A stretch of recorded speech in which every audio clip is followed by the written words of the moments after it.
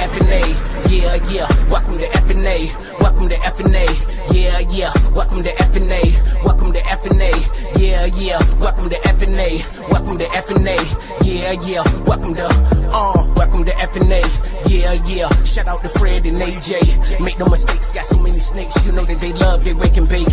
Open the tub to perfection. They got a whole brand new collection. And so much heat up in the rack that 2025 is their year with no question. So what I'm telling y'all is hang around. They breeding for dazzle stranger clowns. Y'all know they producing the bangers now. Just get with the game, don't be strangers now. Fred and AJ, y'all know that y'all famous now. They guys low with the hypos. Wanna fill up all that rag space? Go and holler at FnA. Yeah, yeah. Welcome to FnA. Welcome to FnA. Yeah, yeah. Welcome to FnA. Welcome to FnA. Yeah, yeah. Welcome to FnA. Welcome to FnA. Yeah, yeah. Welcome to FnA.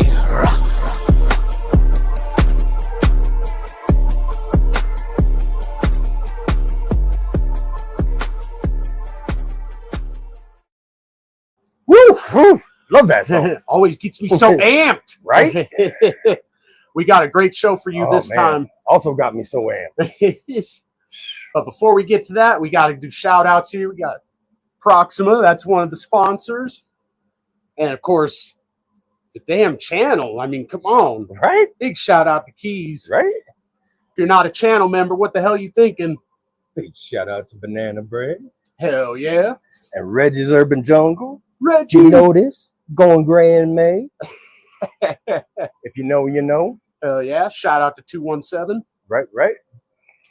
So before we bring our awesome guest out, we got to shout our awesome chat out here. Right, right, right. Especially this guy. He's in here 3 hours before the show. I mean, what up, Dickie? How's that NASCAR running, Dickie? Shout out to Dickie. Then we got Sick Nick. What up? What up, Nick? 666. Hell yeah. We got James B from All City Serpents. James B. Easy. Appreciate you. Brother? Professor Pythons, she is actually the prize show sponsor today. So later on when we do those races. Much respect and big thank you to you, Jamie. Yep. $100 credit to Professor Pythons later. Yep, yep, yep. Appreciate that. We appreciate you. Kike in the house. What up, Bosa? What Aaron up, Bosa? number 1. Good to see the Bosa family. Hell yeah. Pink what up, Panther. Sammy? Wishing everybody a happy good morning every day. Absolutely. We all appreciate Hell you. yeah. Josh having a ball. What up, brother? Racking up that FnA credit. Right, right. Trying to get up over $1,000. So he's approaching. I think he's like $600-700. Right. Building it, building it. Mike and Melissa, good to see you. Proxima in the house. Prince's Reptiles. What up, Steven? What's happening? Steven's just came and got another snake off us yesterday. Hell yeah. Hope he's doing good. Right, right. John, Mission Morphs, appreciate you. What up? Hell yeah. Whiskey Bomb for the win. Definitely. Yep. We're in the right place, Prince. He's like, I don't want to miss you guys. Mando, what up? What's happening, Mando? Rising Phoenix. Got Josh, Jay Slithers. What up, bro? What's happening, brother? We got Brian B-Lock. How's it going? What's happening, Brian? Appreciate you coming in. Big Sam. Appreciate Big Sam. What up, man? And we back, motherfuckers, already 5.0. What up, Will? 217. In the house. What's up, Will? Hell yeah. So we got an awesome guest today. Oh, man, I'm pumped. Obviously, you've heard of Barnhart Black Pastel. You're going to know who we're interviewing here. So yeah. And if it wasn't for this guy, I'd probably still be making blue-eyed leucistics. We never even made bells. Right? We tried for a while. Right? But before we bring him out, we got to give shout out to our sponsors, pay those bills. So, yeah, we'll be right back. Banana Bread Royals demonstrates that taking risks leads to incredible rewards. Their work with Hypo is outstanding, and the way they combine it with their Wookiee line is truly unparalleled. The interaction with other genes like Blackhead and Stranger produces breathtaking, one-of-a-kind animals. Be sure to follow them on Morph Market and Instagram. Static Morphs, an up-and-coming breeder, has been working quietly under the radar and producing some heat, most notably working Stranger and Chocolate into DG, Clown, and Pied combos. Go on their Morph Market today and see what they have available. Balls of Paradise is an up-and-coming breeder who is focusing on higher-end morphs such as Monsoon and Sunset, striving to unlock their possibilities. They also breed rodents for the southern Florida area. Please follow them on Instagram and Morph Market. Lindworm Exotics specializes in a multitude of reptiles such as ball pythons, dulmoral boas, coastal rosy boas, and false water cobras, to name a few. They are dedicated to providing the public with well-adjusted animals with superior quality. Follow them on Instagram and Morph Market. A journey of 1,000 miles begins with a single step. At Mantooth Captive Bred Reptiles, our motto is simple: live your dream. Black Box Reptile Cages should be your go-to for high-quality reptile enclosures and rack systems. They offer versatile hatchling and adult racks that work with both Vision and Freedom Breeder tubs, as well as a wide range of terrestrial, arboreal, and bioactive cages. Located in Beaufort, Georgia, Black Box Reptile Cages offers local pickup as well as ship and freight. Check them out at blackboxcages.com and use code WhiskeyBomb25 for 5% off.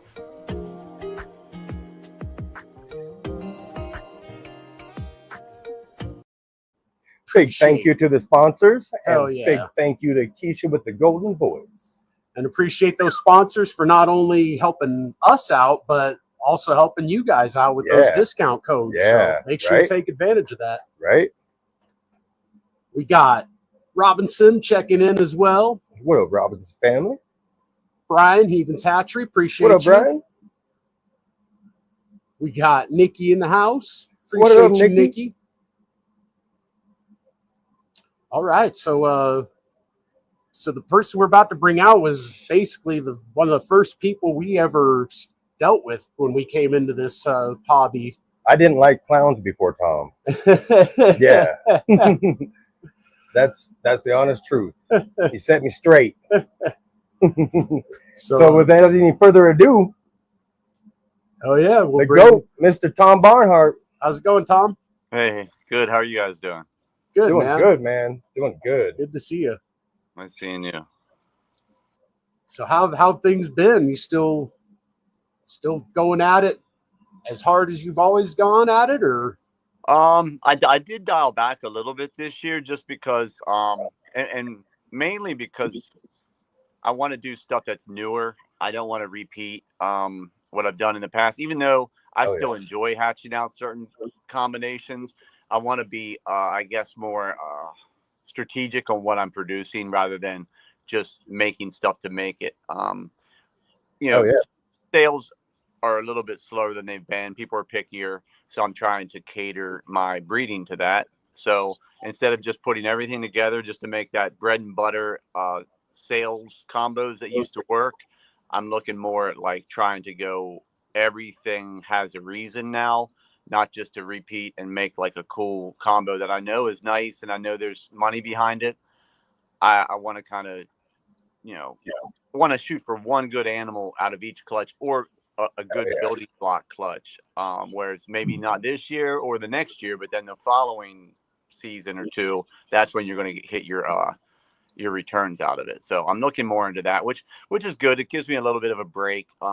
So instead of having so many offspring at once, I'll have more of a manageable amount, and I won't have to look to wholesale some things that just certain things you just can't really sell online due to shipping costs and supply and demand anymore. So I'm trying to adjust a little bit, but scaling back some, but still have a lot of goals and future combinations that just it's endless. So it is, man. Yeah, the advice I tell new people is try to get some inspiration from other breeders, from everybody or the combos and genes that you like, that you follow, but try to put your own spin on everything. That's how you're going to stand out in the crowd, because there's a lot of And people, that's a lot of stuff going on.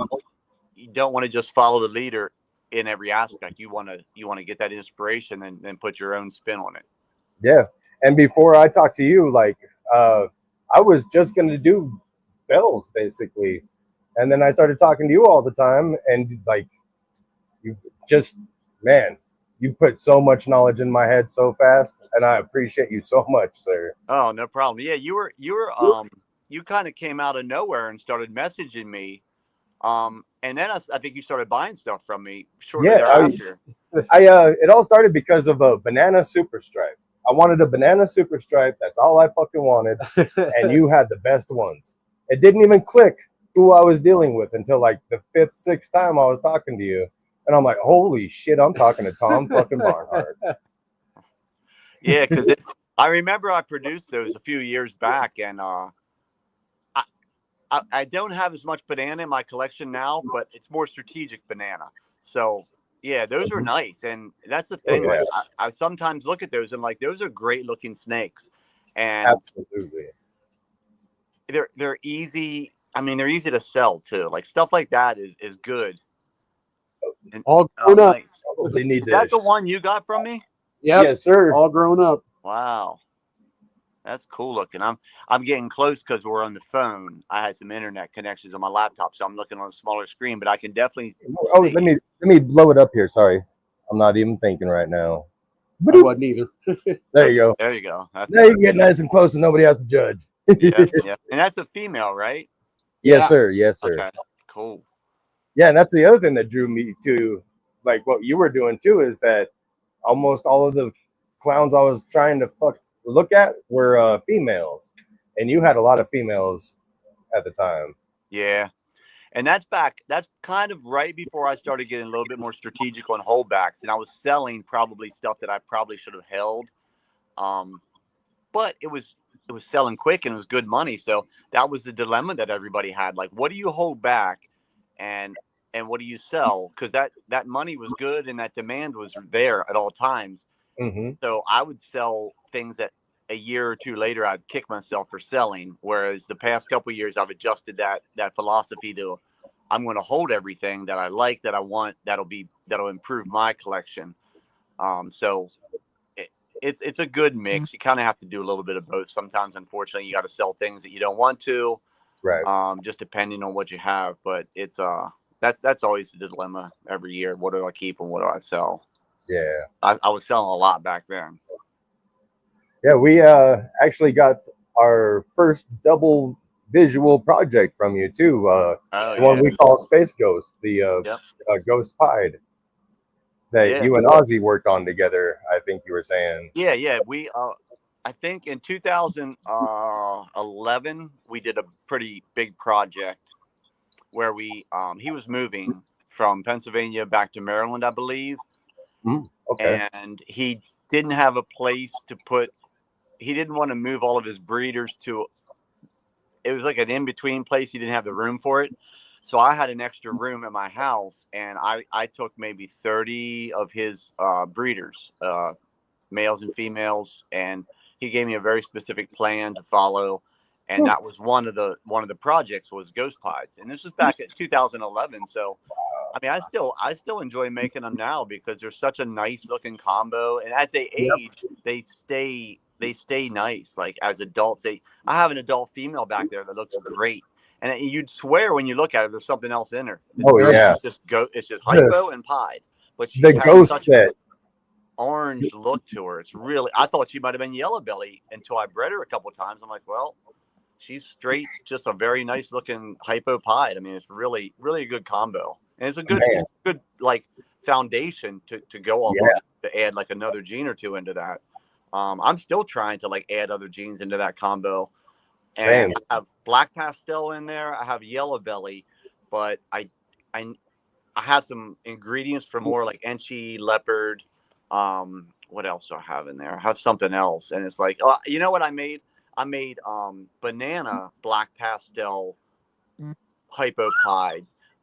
Sounds good, but on paper it sounds great. In reality, it was a very high white snake, and a banana hypo versus a banana non-hypo in the pied, you're moving the needle one way or the other depending on whether you like that look or not. It's very subtle, very subtle. So I didn't repeat that, even though it was a powerhouse snake. I actually just heard from the customer yesterday who bought it out of the blue. He was messaging me about how it's an adult now and he wants to breed it, and it's like I said, genetically cool, but it's a high white. It has a nice like lavender head because of the black pastel and the banana, and then the hypo lightened it.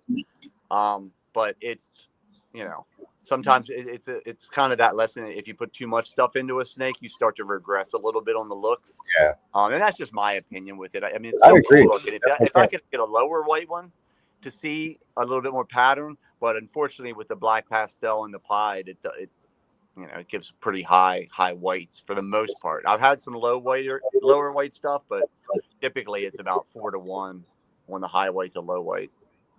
So I will say big thank you on choosing the correct hypo line, because that line of hypo that he spits out is ridiculous. Yeah. That was just dumb luck. That was just man.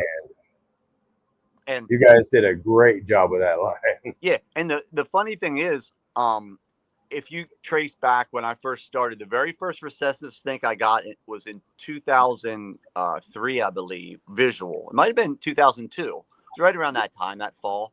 It was 2002. It was a hypo, and I got it from Oz, who picked it up at Maryland. A Repticon show in Maryland in 2002, right outside of Baltimore, and Ian from Outback was selling them.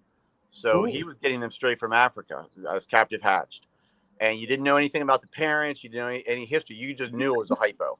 So he got me a male, and I got it and raised it, and it was cool. You could tell it was hypo, but it wasn't as orange. It was labeled as a butterscotch male, a butterscotch ghost, which in reality, butterscotch and orange ghost are pretty much the same thing.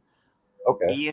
Ian would just get them and call them butterscotch ghosts sometimes, but it was a little less orange than like the Nerdline orange ghost was the benchmark at the time for like, this is the standard in hypo, Nerdline orange ghost.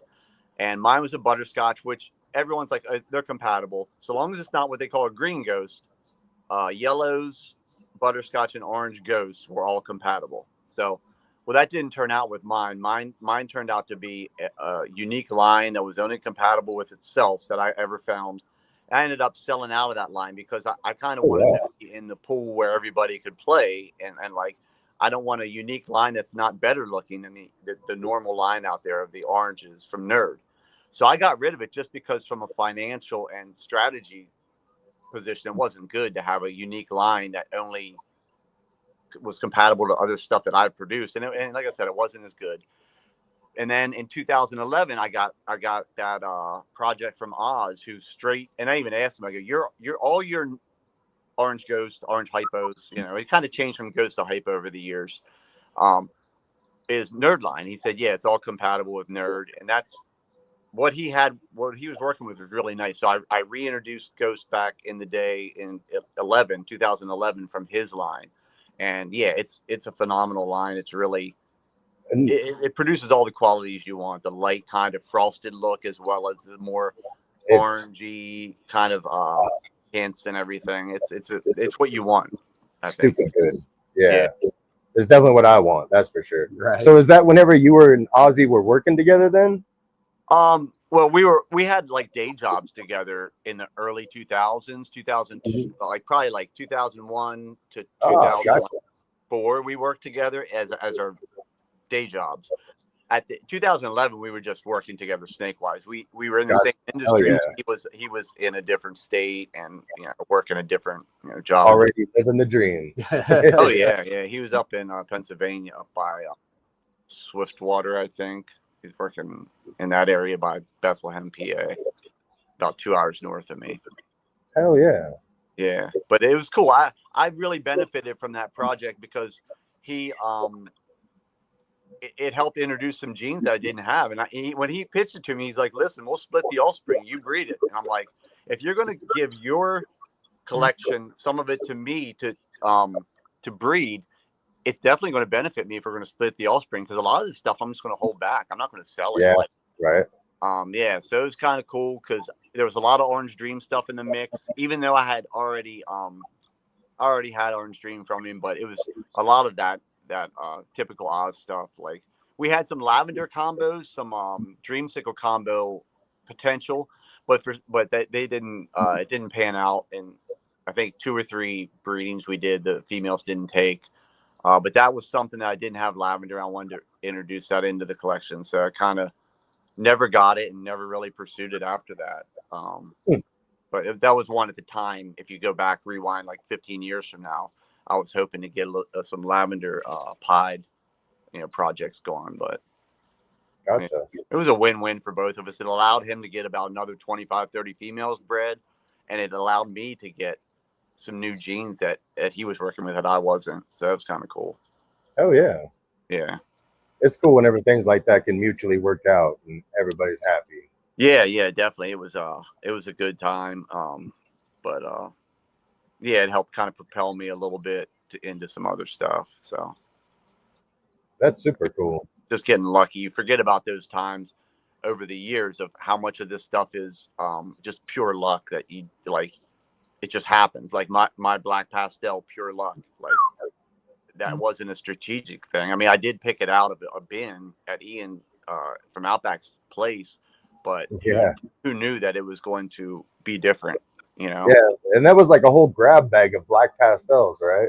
Well, no, he had 2 black pastels he got in right when they were getting a lot of hype and a lot of traction, because it was kind of like cinnamon had its day, and then black pastels were like, oh, there's a super form there, and the pewters were really starting to hit at that time.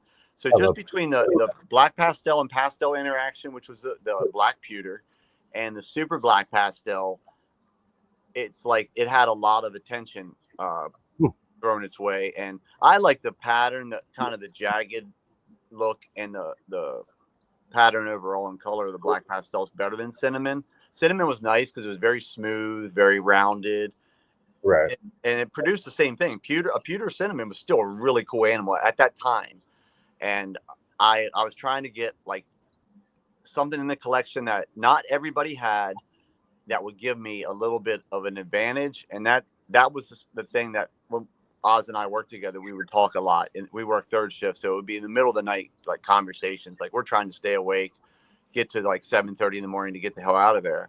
And, in the middle of the night, we'd sit in an office, and it was a lot of downtime because we just had a few things and keep the stuff moving, keep the business kind of running during those weird off hours. So they didn't put a ton of work on our plate. So we had a lot of time to talk, and we would sit in, we shared an office, and at computers, we would just kind of like throw ideas back and forth. And Mojave was out there, and like Yellow Belly we already had in the collection. Spider was a big one. Spider was expensive then. I think spiders were about 15, 20 grand at that time. Wow. That's something. Wow. Big too. They were like the same thing in that very high expensive range for what it is. And then you had all the recessives, which we were looking for some. It was kind of funny because back then it was like get the co-doms or the incomplete dominants and make a bunch of them.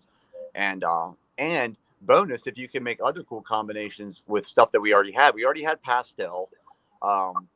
And if you get one black pastel and breed it to normals, that was the plan. You're going to get females. You hold back the females, and you start making supers. Before we knew that there were super issues, negative issues on the supers. So that's kind of how, that was the thought process we had for that spring. And we went to Ian's. He had 2, to get back to your question. He said, I got 2 in from Africa in this shipment. I'll hold them for you. They're 8,000 each. And we're like, okay. So this was like the most I've spent. Up until this time, I think the most I've spent was $1,500 on a pastel male. And I got that hypo for like 600. But $1,500 for a pastel male, and then I was like, well, I want to spend 8,000 on this black pastel. So we get there, and Oz bought about 20 grand worth of stuff that day. And because we were getting both the black pastels, we were like, how much for each? And he's like, 8 grand. He's like, okay, how much if we get both? And he said, I'll do 6 each if you buy them both. So I just gave all my money to Oz. So he just gave him a nice chunk of change that day. But we did that to get a package. Like everything was bought through Oz. And he asked me, when we were there, which one do I prefer? And the one looked more cinnamon-ish, like, and the other one was pretty extreme pattern, very jagged and just irregular kind of pattern, which is what I still like. I like the crazy looks. So I chose that, and he said it doesn't matter. We'll just kind of, once we start hatching babies, we'll just trade.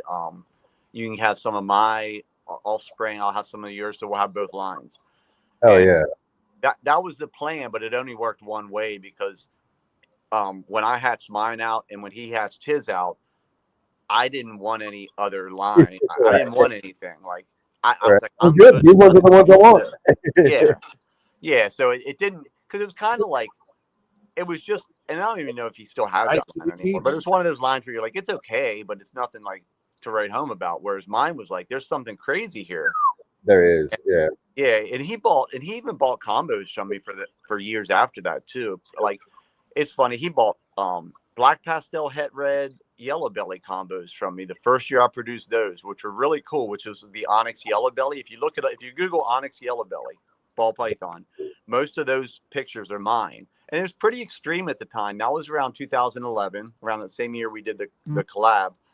But there was some pretty wild looking snakes for what they were. And like, I still value het red probably more than everybody else in the industry, other than like Corey Woods, because it made such an impact. Do you like it?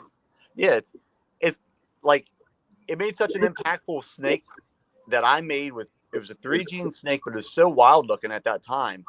Yeah. And I still have my original male. I was just checking him out earlier today. I think it was probably 2010, because he's about 15 years old now. And I haven't bred him in 6-7 years. And I'm thinking, there's a chance he looks weird. He looks different than the others I produced. And I kept him for all those years because of that. But I think he might have scrambler in him. I think that's why he's so crazy. And if you searched it, you would see him. He's one of the snakes on there. He almost is patternless with a little stripe down the back. And he has some kind of rough kind of pattern to him, but not much. It's almost like a gray snake with a cream colored, real thin pinstripe down the back, which was wild at the time because I saw that shit in the egg. I'm like, what in the hell is this? I immediately took pictures and sent it to Oz. I'm like, have you ever seen anything like this with this combo? And he hadn't. And I actually hatched a few of them out of that clutch. It was like a 9-egg clutch, and I think I hatched 3 of those combos. But he was the one that was almost patternless. Wow. So I'm thinking that might be, if there is scrambler in my collection, I'm thinking he probably has it. So I kind of wanted to do a little dinker breeding with him this year. I haven't yet because I don't want to put him on anything too complicated. I want to make it very simple. See what I hatch. But I was just thinking about that today when I had him out looking at him, and he's old. 15 years isn't old for a ball python, but you can tell he's older. He's an older snake, just, you know. And I don't want to stress him either. I kind of just want him to. I just feed him, and you know, he's probably one that I'll never get rid of. I don't often or ever keep snakes for pets because if I want to go play with a snake, I have tons of them that are breeding. And they're all the same. They're all docile and tame, and they let you hold them and stuff. It's sad because that novelty is kind of worn away over the years. Like the coolness of the snake itself, it's still a cool animal, but like I don't have that desire like I used to interact and hold the snakes and just appreciate them as much. And I know I don't, just because it becomes more of a job and a task, and you have so many. I can't spend time with it. It's a thing now, not like a pet like it was. I mean, they're still treated great, but I don't have like that coolness factor. I wish I still had those early days, those thoughts of like wanting to just like hang out and hold the snake. But it's like you do it so much, it just kind of the luster wears off a little bit. And that's just ball pythons. When you give me another snake, I'm interested because I don't know anything about it, and its interaction and the way it moves is different. And I used to have a corn snake for years. It was actually a king snake, and that was cool because it was so different than like how my ball pythons interacted. And you have to kind of respect that for each different kind that you're dealing with too. I remember Oz had some dwarf retics, and those things, it kind of sounds stupid, but the way they interacted with you was so different. Like they'd come at you, like they were very curious snakes. And that threw me off because I wasn't used to that. I was used to the ball pythons going the other way. Like if I hold it, they're like looking out from me, where the retics were coming towards my face and stuff. And I was always kind of like quick to give it back to him. Like, all right.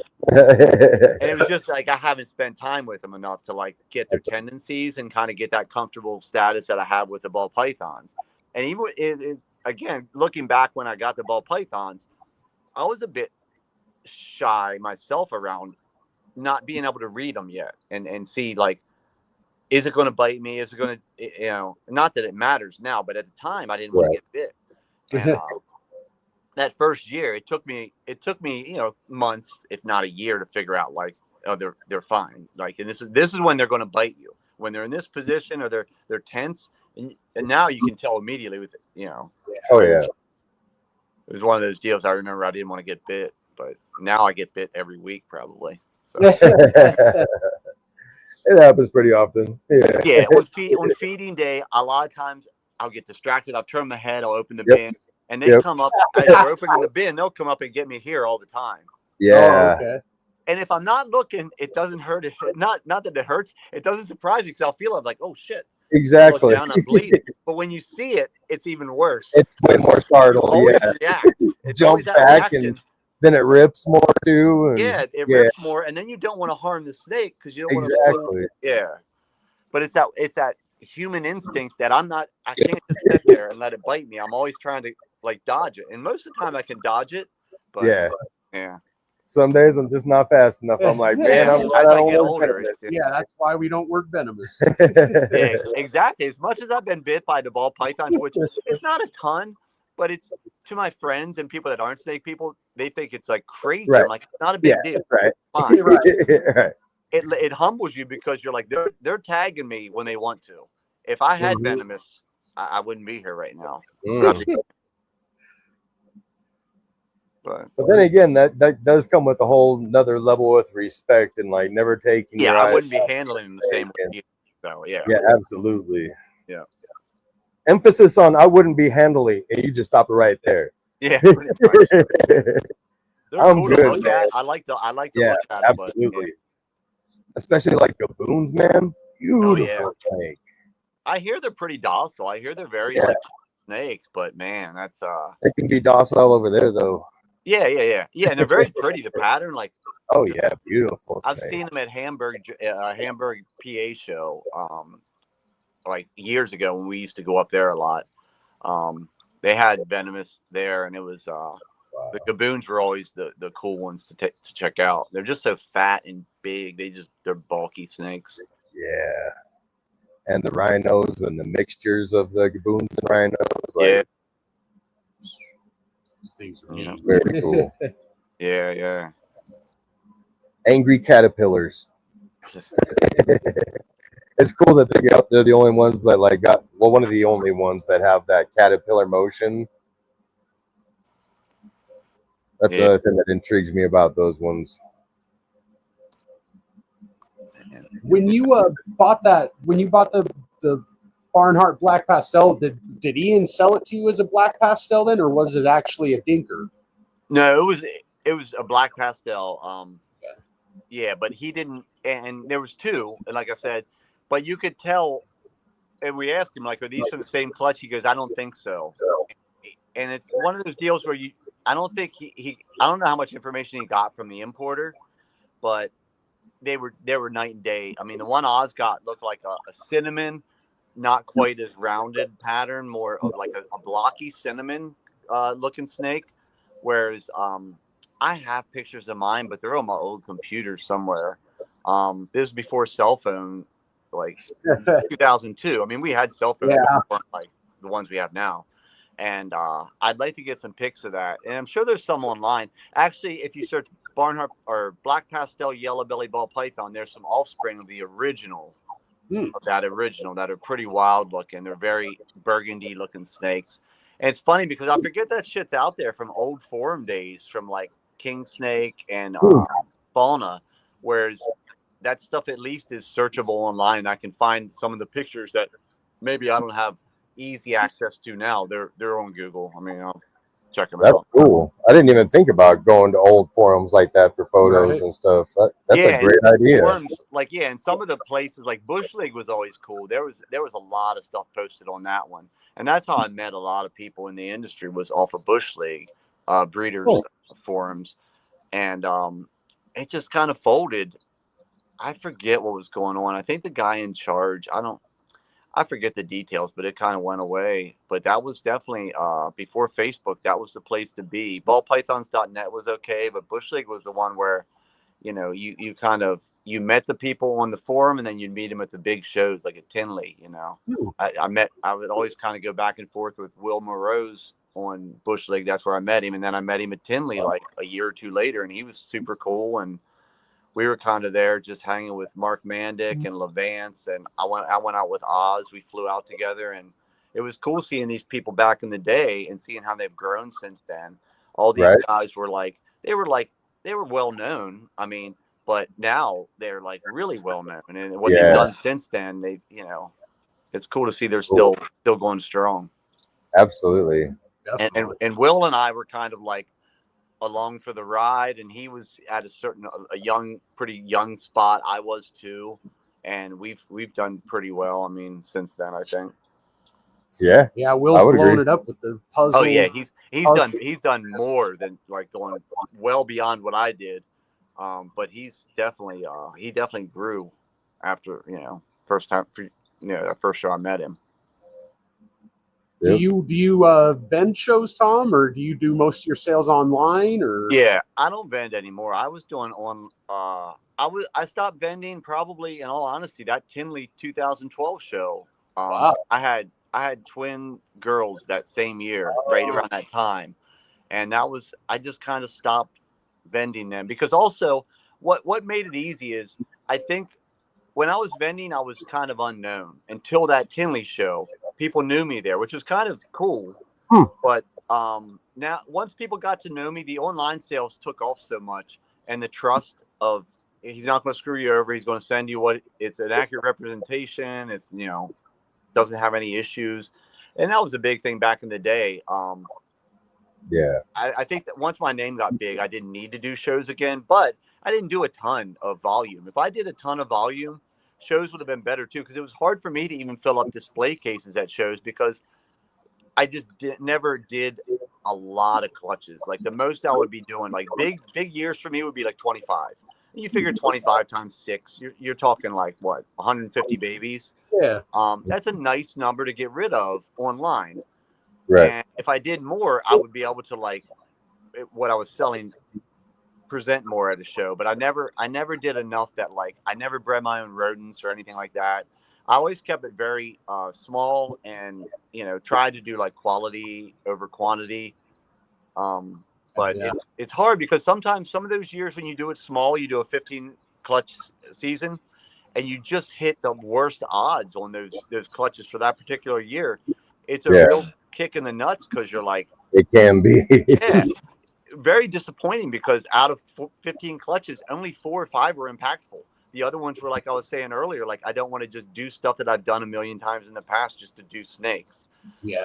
Especially after doing it like 20 some years, you get to the point where you're like,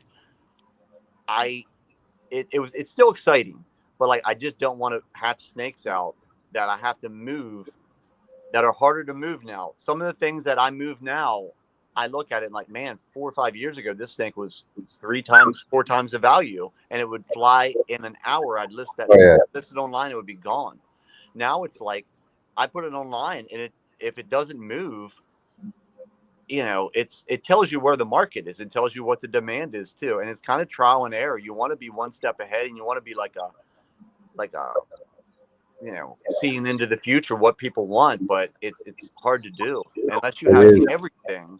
And I don't. I only have certain projects I work with, and then after a while, you're like, well, hell, this project isn't getting the demand that it used to. So maybe I don't just dismiss it, but I'll scale back a good bit from working with it. Like like the het red. I'll make het red stuff. I'm trying to make some cool, onyx clowns this year, which I think are a nice combo with leopard and yellow belly involved. Ooh. but I'm not going to go crazy with it. But they'll sell because they're unique. No one else is. I mean, I'm sure some people are making it, but it's not like there's not 100 of them on Morph Market. There's a couple. Exactly. People want to get into that project. It's a nice project and a nice looking, animal. Yeah. And that's one thing that I learned from you, and I'm so glad I did, is quality over quantity, and also like working your projects, like putting in the things you want to see, not running it in a direction it's already going, like making those next snakes. And it drives me crazy now, but I love it. Yeah, and you gotta do that, and you also have to filter out the noise that you're hearing on some podcasts, like, because a lot of people will drive agendas, and I don't know necessarily that that's reality, and I just wish I feel like now the customer base is a little bit confused as to what they want, and I'm only saying that because I've seen a lot over the last 20 some years, and it's like, I think what is really nice looking doesn't always garner the value because it's not a hot, cool gene. And granted, it's also very much supply and demand related. Like that's the key to everything. How much is out there and how much do people want? But the problem is, I think people are confused as to what they want based on what people are telling them they should want, rather than what they find appealing. I completely agree. But you got to play that game though. As a seller, you still got to produce what they want, what the customers want and the market wants. But in your mind, you're like, man, why don't they want this thing over here that nobody has, that looks so unique, but it's not labeled as like a cool new gene. It's old, but nobody wants it. And that's a confusing part, because it's just, you gotta go with the flow a little bit if you want to move your animals, but you also want to put your own spin, constantly keep doing that. Eventually you're going to hit on something, and when you hit on something, then you can take that as the new base and then start adding to that. But it's definitely a game. I mean, it's you have to be constantly evolving and thinking ahead, like a chess match, constantly with this marketing, because there are endless combinations. You just have to be aware enough to think what direction do you want to go, and what it's going to work. You don't want a shit ton of animals that don't sell. Exactly. Because then if you wholesale them, you feel dirty at the end of the day that you sold this great looking snake for pennies. I'd rather give it to a relative for free and be like, here's a great snake.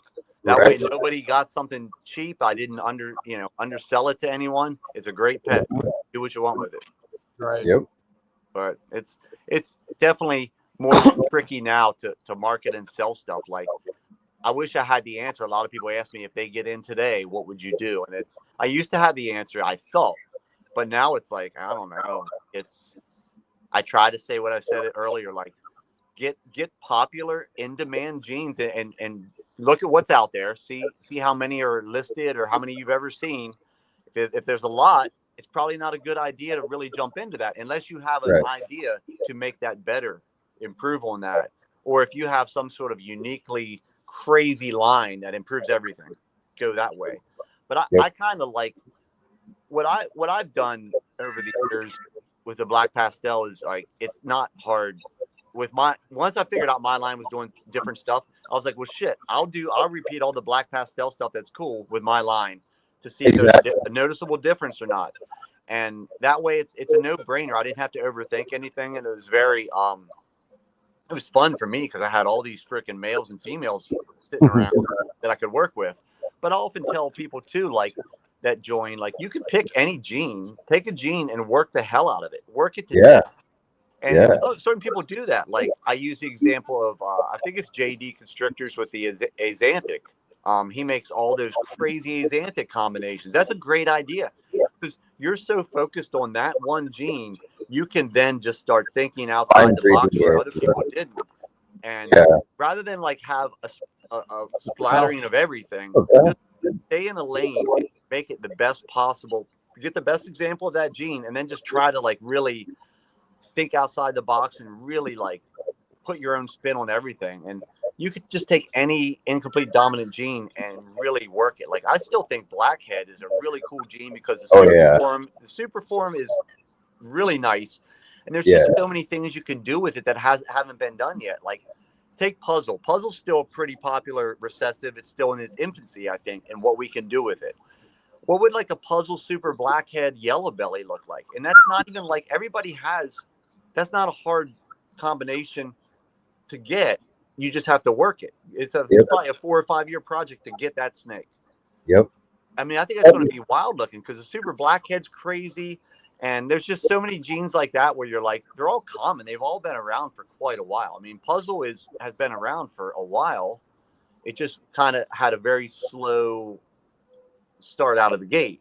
Yeah. I remember Oz was working with it years ago, and he was telling me like, oh, you got to get some of this. You know, he got it from Sean Bradley, and this was probably 15 years ago. And I was like, it's okay, it's cool, but you know, I was more into like the less subtle kind of looking snakes at the time, and the crazier looking stuff. But it's not like a new gene. Like you look at like yellow belly's been forever. Blackhead is Ralph Davis, probably 2007, 2008.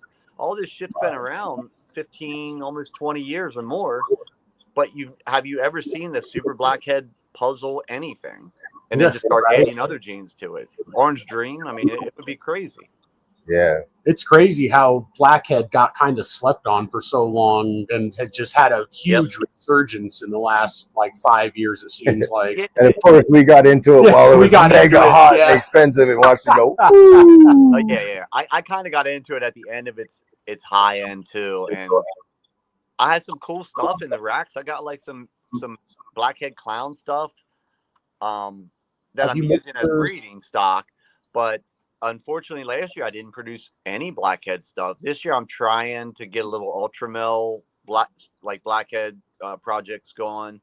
I know I'm not a ton of people are working with it, but I've seen some super blackhead. I think super blackhead leopard ultramel stuff. That's just crazy. The colors are like crazy burgundy and like dark burgundy and bright like deep oranges. I mean, that's kind of the stuff that I like. Nice. I can imagine that being good, right? Yeah. I forget who did it, but there's been a couple of people that made some blackhead ultramel, like not just blackhead ultramel, but like a few steps beyond that are just wild looking. Chris Towers works some of that dark stuff into ultramel. Yeah, he may have done it. And where I want to do it is black pastel, blackhead, super blackhead, ultramel, leopard, like all the black dark genes in the ultramel to kind of make that contrast, that really colorful stuff. That's stuff that like I'm working. But yeah, blackhead is funny because it kind of goes back to what I guess I was saying earlier. Like it all depends on what the market's pushing. Like because it came out, it was cool, and then it died, and then it came back pretty strong around 2017, 18, maybe right before COVID. I remember starting to see a resurgence in it, but that was after a 10-year. It just kind of was like there, and it didn't really do anything. Same with Red Stripe until Red Stripe was found to be a good combo in the clown, spontaneous clown stuff. That was kind of the same way. Mm-hmm. So have you gotten any visual pieds or clowns with blackhead and your black pastel yet? No. Oh man. Yeah. I tried and missed. It's funny. I put an ivory black pastel clown on a blackhead het clown 2 years ago, and it was only 5 egg clutch. I didn't hit anything. There was nothing in there. It was almost like you got the worst odds possible. So everything was yellow colors, but then I had not much else other than that. Like it was horrible. You figure that's a can't miss clutch. You're going to get one or two really good things. You would think so, for sure, right? Yeah. And then that female took off. I don't think she bred for me last year, or she bred, but she didn't take. So this year I'm putting an ultramel spot nose red stripe het clown on her. So she's black pastel het clown. And if I could hit some visual clowns, that would be great because they're all going to be het ultramel. And then I got red stripe spot nose, black head all in the mix. So that'll be all holdbacks. That'll be base holdback stuff to work with. But I still have to I have black pastel in other clown ultramel projects that I was going to combine them that way, kind of down the road. So Nice.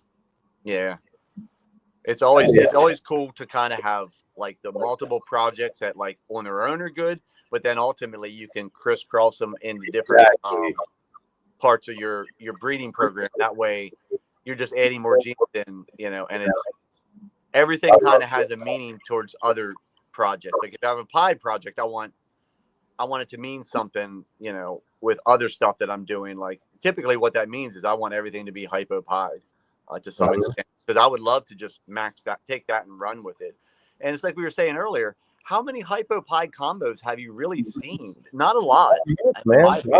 not as much as there could be, I guess would be a good way to say it. Yeah. I've produced the black pastel hypopied stuff is cool. Not as low weight as I would want, but there's other things with hypopides that I think would be great. And it's all there for the taking. That's why people listening or wanting to get in and do something unique. You don't have to even make your hypopides. Just go buy them. They're cheap. Like, you know, get a couple females, get a male, or you could even get a het something with some other genes in it and then work it that way. But there's a ton of stuff that like just is yet to be seen. That's why when the supply and demand got a little bit wonky in the last few years, some new breeders getting in, it kind of distorted the reality of what there still is left to do. Like there's still a shit ton of combinations that I could sit here and just make a list. Just even in I clown, still want to see.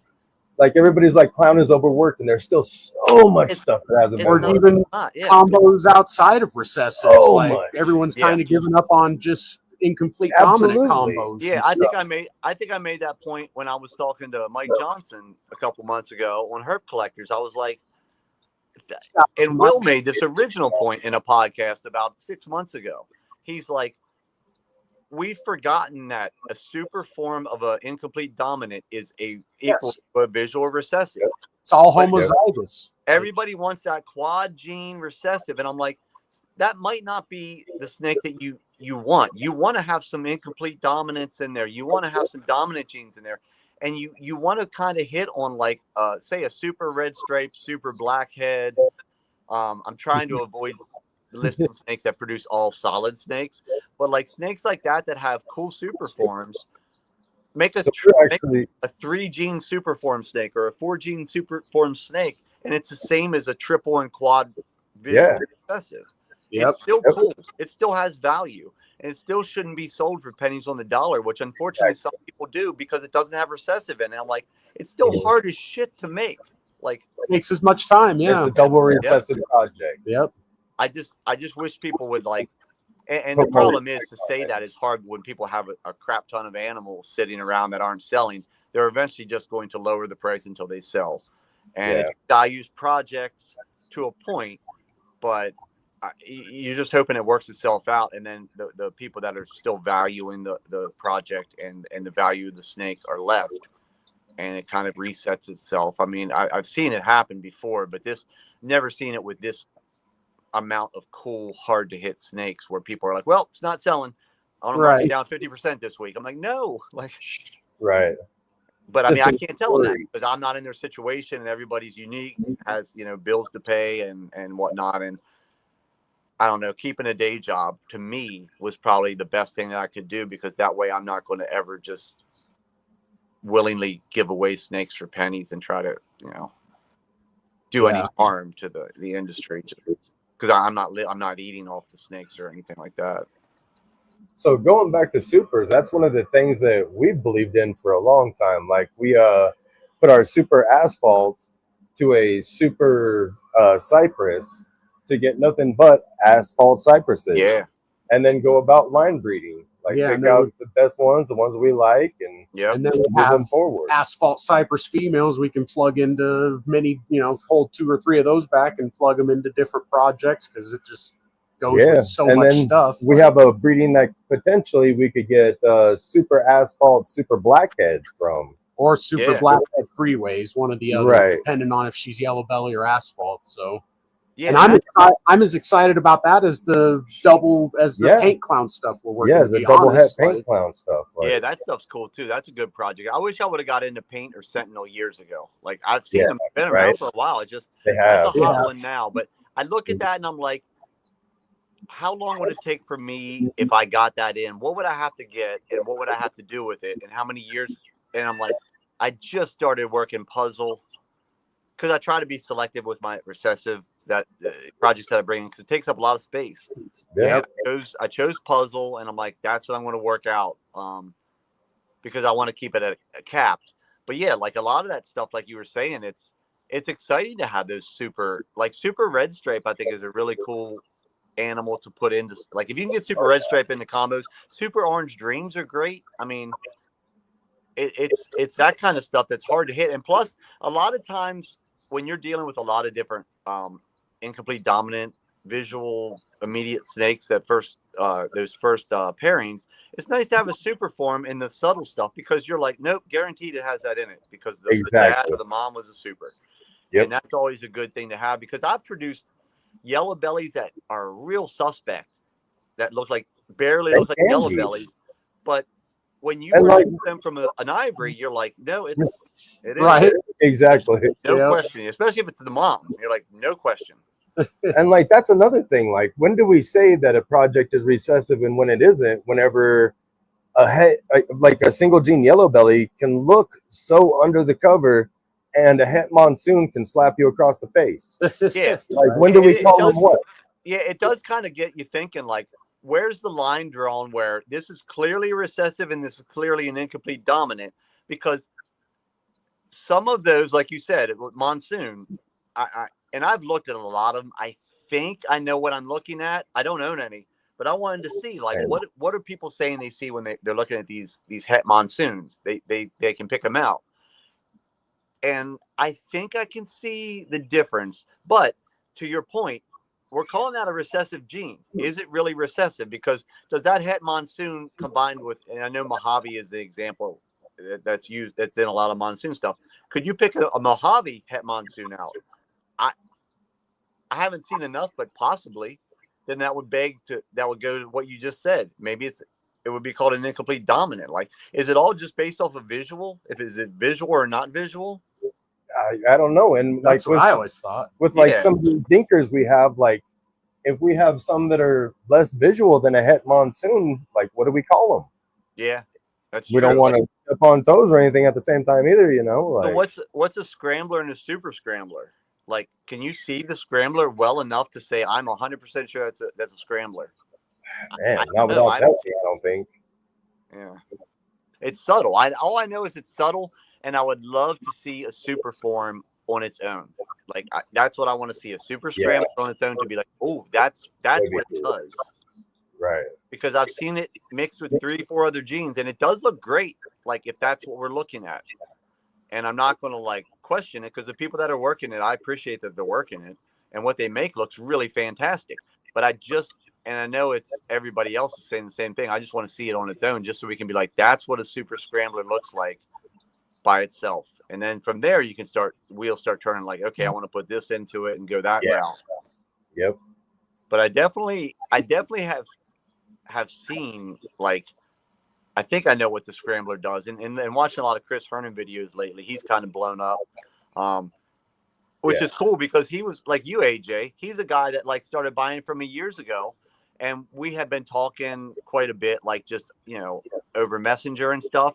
And then all of a sudden, he really, really blew up with the super scrambler, super high intensity OD stuff. And he put I sold him a snake a couple years ago, maybe 5 years ago, 2019-ish. And he took and went crazy with that snake. And to this day, I haven't produced Diablo. I've been trying like that. That black pastel, I think I sold him a black pastel, yellow belly, calico, orange dream, male. And the only reason I sold it to him because it was a male, and the writing was on the wall at the time that, and this goes to what we were saying earlier, like, not everything has to have recessive in it. Look what he's done with the Diablo and the El Diablo. Oh yeah, they're recessive, and they look fantastic. Or even just campfires. Proof right there, you know. But I think with that snake, I think he got scrambler with that snake that he got from me, because he claims he got it from me a couple of times through a couple of different channels, different snakes I sold him. That particular snake that I sold him was very pretty, but I was pissed that it was a male and I wanted a female, because I wanted to put another copy of Orange Dream on it. down the road, but I'm like, well, I don't have the female. So as a male, it does me no good because I'm not going to breed this male non-recessive to anything in my collection. It's just not going to happen. I saw the way the market was moving with the recessive push. I'm like, everything has to be a het. And I was telling people it's got to be a het or a visual for me to go with that project. And I think it was a mistake on my part for selling it, but it was also cool that I sold to a guy that completely took it and did exactly what you would want to be done with that snake. And because you think about it, what if I sold that snake to someone who just didn't put the heart into it, the work into it? We wouldn't even know that stuff exists. Like, right? There's the whole, it would still be going undercover. Yeah, there's this whole like collection and combination that Chris just made awesome. That 6 years, 7 years later, we wouldn't even be talking about it. And how many other times has that happened with stuff that people have bought that could have been taken to another level with 1 or 2 genes, and they just never did it. It's a lot of it is luck and just like what you think is going to work. And Chris had a good eye, and he did exactly what you needed to. But hell, that we may not even know about that stuff. Yeah, and we would know because I wouldn't have done anything with it. I was, I think that instead of being so quick to dismiss your projects and like, oh, I think I see something in there, like do work it out. Yeah. Dismiss the people that are telling you, oh, I don't know, I don't think so. Dismiss those people. Yeah. That's the thing. Like, okay, I'll find out. Because you want to, and anymore, I typically don't put, and it doesn't matter. It's different now. If I put stuff out there on like social media and I say, hey, what do you guys see or what do you think? It's weird how I get treated now versus how I did 15 years ago.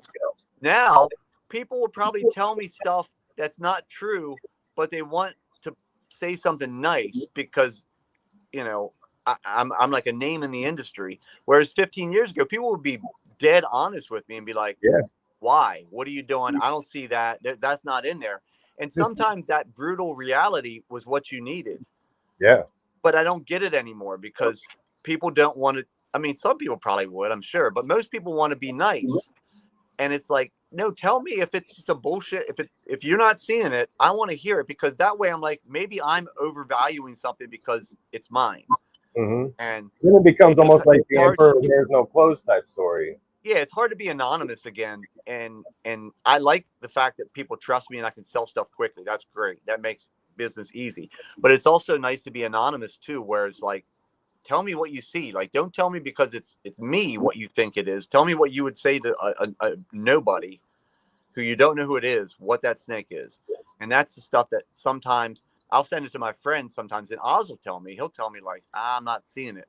Because, I mean, there's no point in him telling me there's something in there when there's not. So sometimes I send to him, but years ago I kind of stopped even sending to him, and we're tight. We're very close because I knew he was getting bombarded with "Is this an orange dream?" Like it was insane. And I felt for him. I don't want to be that guy too because I know he's getting it constantly, and I get it to a lesser extent. Like, is this your line black pastel? I'm like, I don't know. It could be. It looks like it might be. The good thing now is that there's a test for it. I'm always sending the link. Send RGI. Yep. RGI, $40. Figure it out. Exactly. Because if I say yes, that saves them $40 because they'll save that, and then they'll market it as Tom Barnhart said in his. Tom said it was. Oh, I can say I can say from what I see, it could be, or I straight up say it doesn't look like anything that I've hatched. Those are pretty much the 2 answers that I'll give you. Yep. But I'm never going to give you, oh, yes, that's 100% my line. I know, if you bought it from me and you hatched it from an animal that I sold you, then I will say, yeah, that's my line. Like, other than that, it's not really beneficial for me to tell something to somebody because then what if it isn't my line? It's a lesser line and they start producing stuff claiming it's mine. And it's just, it makes the project, it devalues it because you're like, well, it doesn't look good for this guy. And then later on down the line, somebody tests it and they're like, no, it's not that. And they're like, well, I got it from Tom Barnhart. And it can lead into a mess. That would be weird because I've had one other line, I think, in my collection. And it was from Ian years later. It was right before I started hatching myself out. I got a female pewter from him at the local show. And I grew her up to as an adult. And I've told this before, like, took probably 2.5 years for her to get to breeding size, But in those 2.5 years is when I started hatching out my stuff, and I'd figured out that I think I have something different, and only because everybody was telling me that, and I wasn't listening to it. But then eventually, I'm like, yeah, I think it is a little bit different from what I'm seeing online with other examples. So with that female, before I bred her, I just sold her because I'm like, I don't want to dilute. Before a test was around, I don't want to have 2 black pastel lines floating around in my collection, and then me guessing, oh, this is from this one. Because like the goal then was I wanted to make supers, because supers were expensive and supers were selling very well, and they didn't have the kinkiness. Well, they did have the kinking issues, but we weren't aware that it was, as routine as it is. But yeah, so I've actually seen somebody hatch a super that was half my line, half another line, and you could pick the babies apart. A friend of mine locally had both babies, and you could be like, I'm pretty sure these 2 are mine and those 3 aren't. Look for the neon orange with a crazy pattern. Yeah. Now, granted, I would want to test that to be 100% sure, but it was pretty obvious to me. And it's funny because I try to explain to people when they send me stuff like what I'm looking for, and I almost have to like draw lines around things and point to things, like with using like the draw function on like your photo app or whatever. Right. Because there's certain things that you almost can't put into words, but you're like, you see that right there, like that, the way it's rounded and the alien head shape and how the color is a big one too. Yeah. But yeah, it's yeah, I find that your stuff is more neon orange, and instead of looking more like bubble letters or something, it looks more like almost like Arabic or something.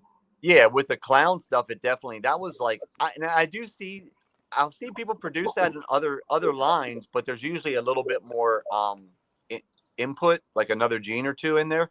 But I've noticed that too, like it would almost be like the pi symbol, like just weird. A lot of that, letters that almost like weird fancy M's, like and stuff like that going down the side. And like the Pompeii that I produced last year with my line has a lot of that, and it's definitely cool because and going back to what I was saying earlier, like don't repeat what other people are doing, add your own spin. Well, my own spin on that was I want to see a Pompeii with my line, and I think it did well. I think it definitely is one of the better. It's not the best, but it competes with the best Pompeiis that I've seen, I think. And because I'm trying not to be biased to my line, I like it, but it's in the top 25%. If you put all the Pompeiis on the table, the one granted I've only produced one. I want to do a few more to have more sample size, but it ranks up there. It's in the top 20-25% of all Pompeiis and that's good. That's what I wanted. I wanted to see how it fell on what I've seen. Is it the middle? Is it average? Is it below average? Which I didn't think it passed. Or is it at the top? And it's in the top echelon, but I've seen others that have been better. And I'd like to get more examples just to see, how that works out. And it's light. It's a very lighter orange Pompeii rather than the dark burgundy ones that you might see. So I don't know how that'll play out as it gets older. It's probably about 600-700 grams now. So I'm trying to get her up to weight because she is also head ultramel, which I don't know how that'll work with the Pompeii. It could be good, or it could be too much orange, where you need more dark. You need more like purples and leopard and blackhead influence. Blackhead, right? I'm trying to do some confusion Pompeii confusion ultramel clown stuff this year. So that'll be cool to have, because that will be cool to put into the Pompeii project. That's double head, or actually head ultramel, visual clown. Throw some confusion in there to see what that does. It seems like confusion likes to darken stuff up a bit. Yeah, I think it'll add that darkness that the ultramel will need to give that contrast. And then with some of the other Pompeii ingredients, it'll be something cool. Good contrast. And that's a hard to hit thing. That could take me 5-10 years to hit all of that shit with the double recessive visual, hit the Pompeii again, then throw confusion in it. I'm saying it like it's something that's going to be easy. It's not. It's going to be a long road of like. But whenever you enjoy it and you want to, exactly. I want to see that shit. Like I don't want to stop. We've got a lot of long road stuff just because, like, we love it. we want to see those projects, man. Yeah. We don't care if it's going to be 15, 20 years, whatever. Where are we going? Yeah, that's the thing. Like, it doesn't take any effort. Once you figure out these snakes and how to keep them and how to breed them, it's already, the system's already in place.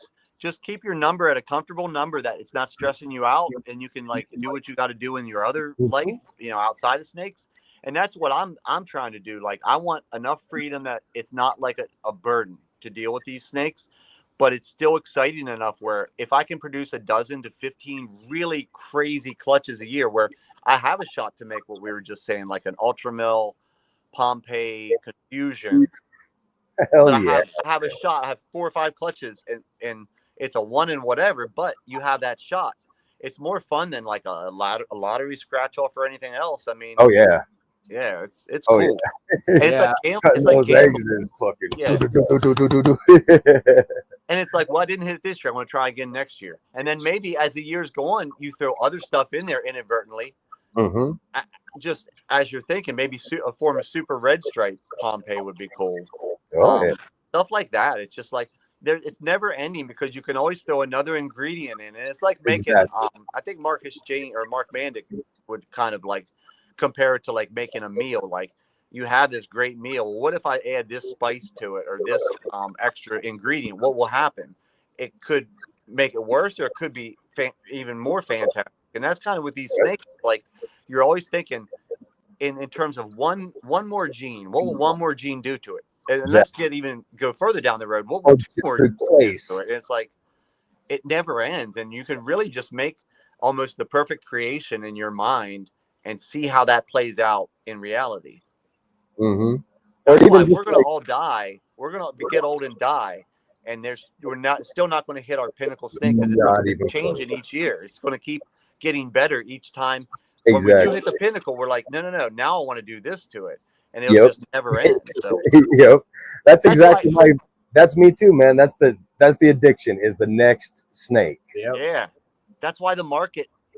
I see people getting in and getting out, and the market kind of fluctuating. I'm like, it's not done. We're not even close. We're just at the point where it proves to us that there's an unlimited amount of shit you can make.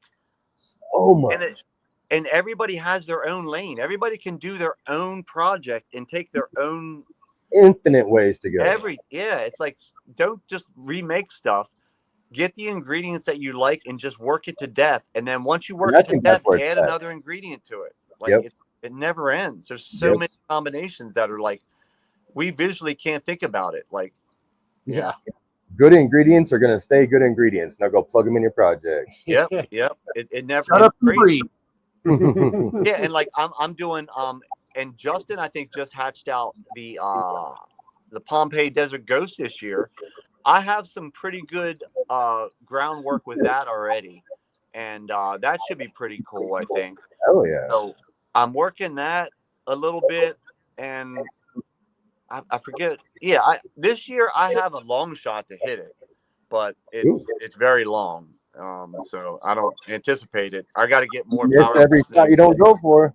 Yeah, exactly. But that clutch, if I get this female to take and lay, and I say if it's May, I'm late every year, so I don't know some of my females until late June, July if they're going to go, because they go the whole way into December. If it happens, it'll be cool as shit, because it's like it's the only thing that's known is it's going to be a clown. Everything else is just, it's got to hit, because this is two visual clown combos. But it's what is it? Oh, it would be a het. I'm sorry, this would be a het Desert Ghost, but it would be a Pompeii het Desert Ghost. So I'm still a year away, at least 2 years probably, but it's looking good.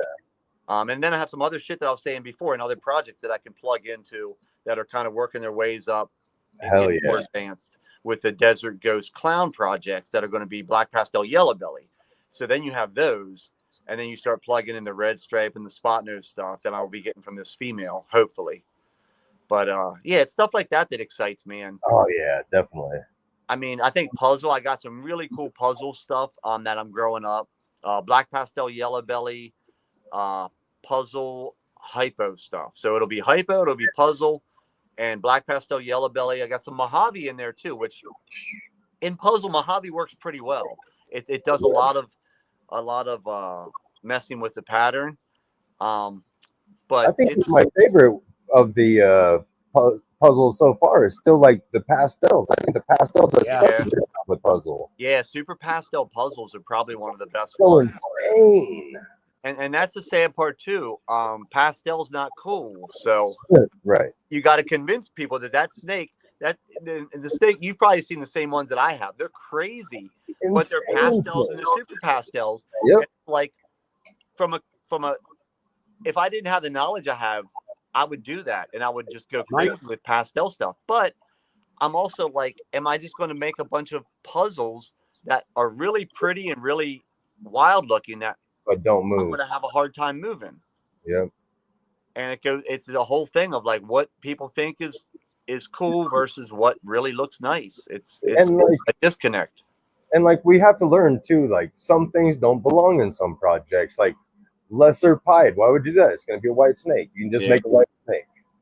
Like, that stuff's good to know, and that stuff's good to like avoid. I think unless you want to make white snakes, right? Easier ways to do that. Or like a pastel clown. A lot of people hate on that because it browns out. All right, but with a puzzle, it's fucking amazing. Yeah, puzzle in DG, it looks great. Like pastel. Yep. And like a bunch of exanthic stuff too. Like and it's funny with the pastel clowns. I hear people bust on them because they brown out. I'm like, well, I mean, a vanilla clown comes out brown and gets duller as it gets older. Absolutely. I mean, so like the super pastel clown looks fantastic as a baby, but it changes as it grows. But it doesn't turn into a complete eyesore. It still looks nice, you know. It's right.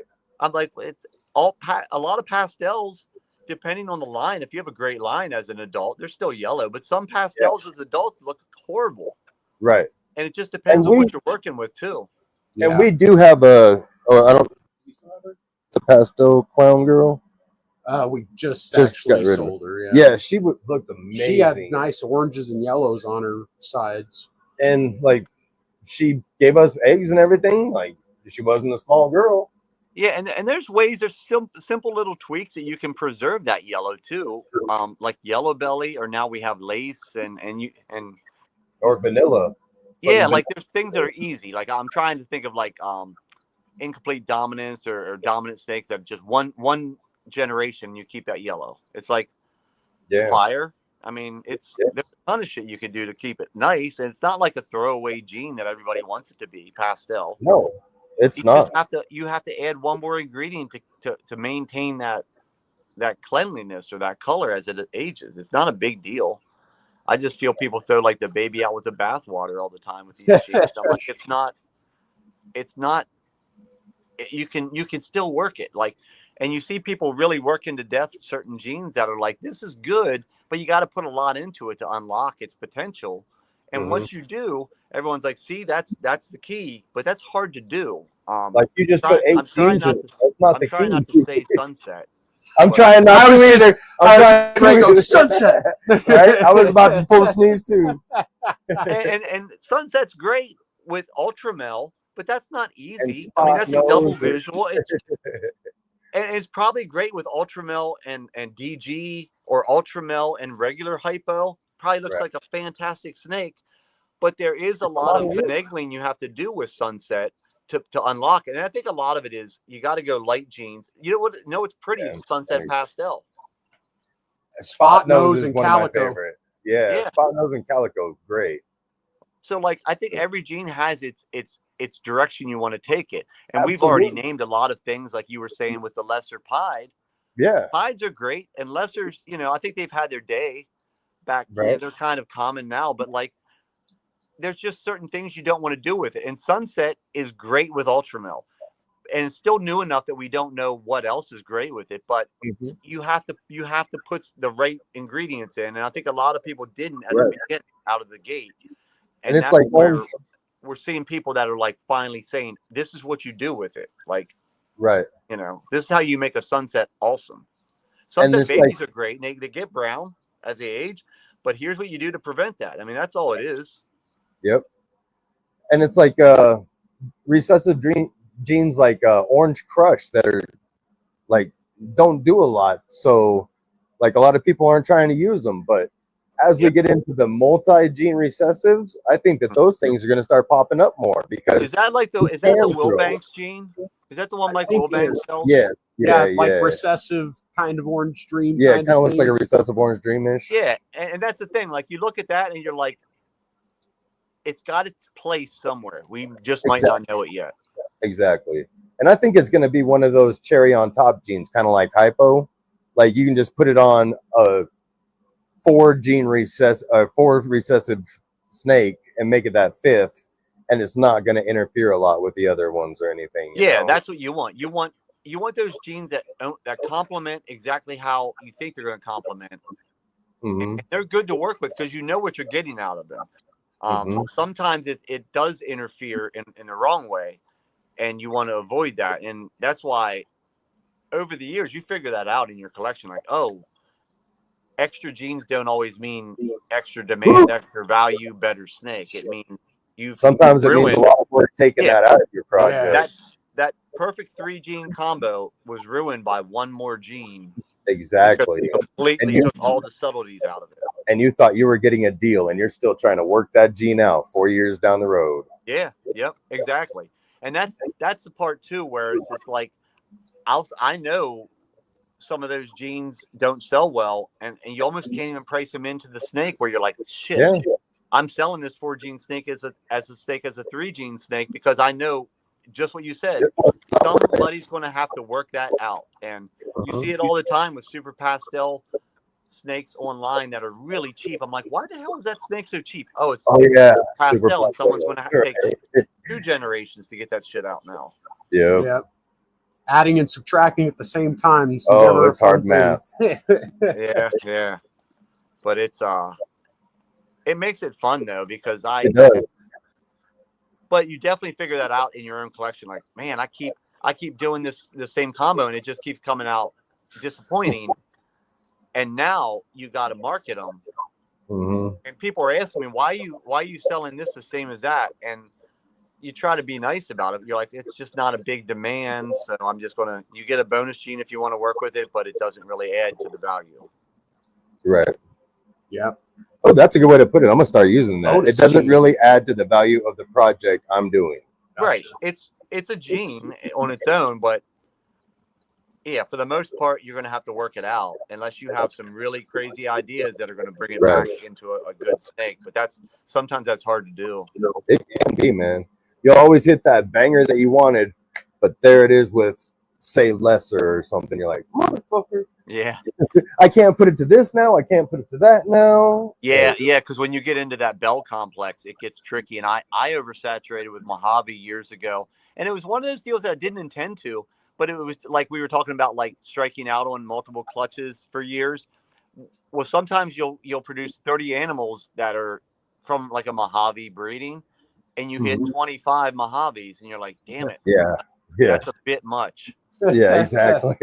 Yeah. I got a lot of Mojaves to sell. And then you're like, this one Mojave has a ton of the genes that I want. Every other gene that I want. So I got to keep this female and breed her because I want all the other genes. But then again, you hit like 5 out of 6 Mojaves from her, and it keeps going down the road. Like, and I'm not shitting on Mojave. I'm just using it as an example because I oversaturate. I don't like to oversaturate with certain genes, and I tend to find myself. I used to be very oversaturated with banana, so I scale back quite a bit. But then sometimes I go overboard with scaling, and then I get down to a bare minimum. Like shit, now I need to build it back up again.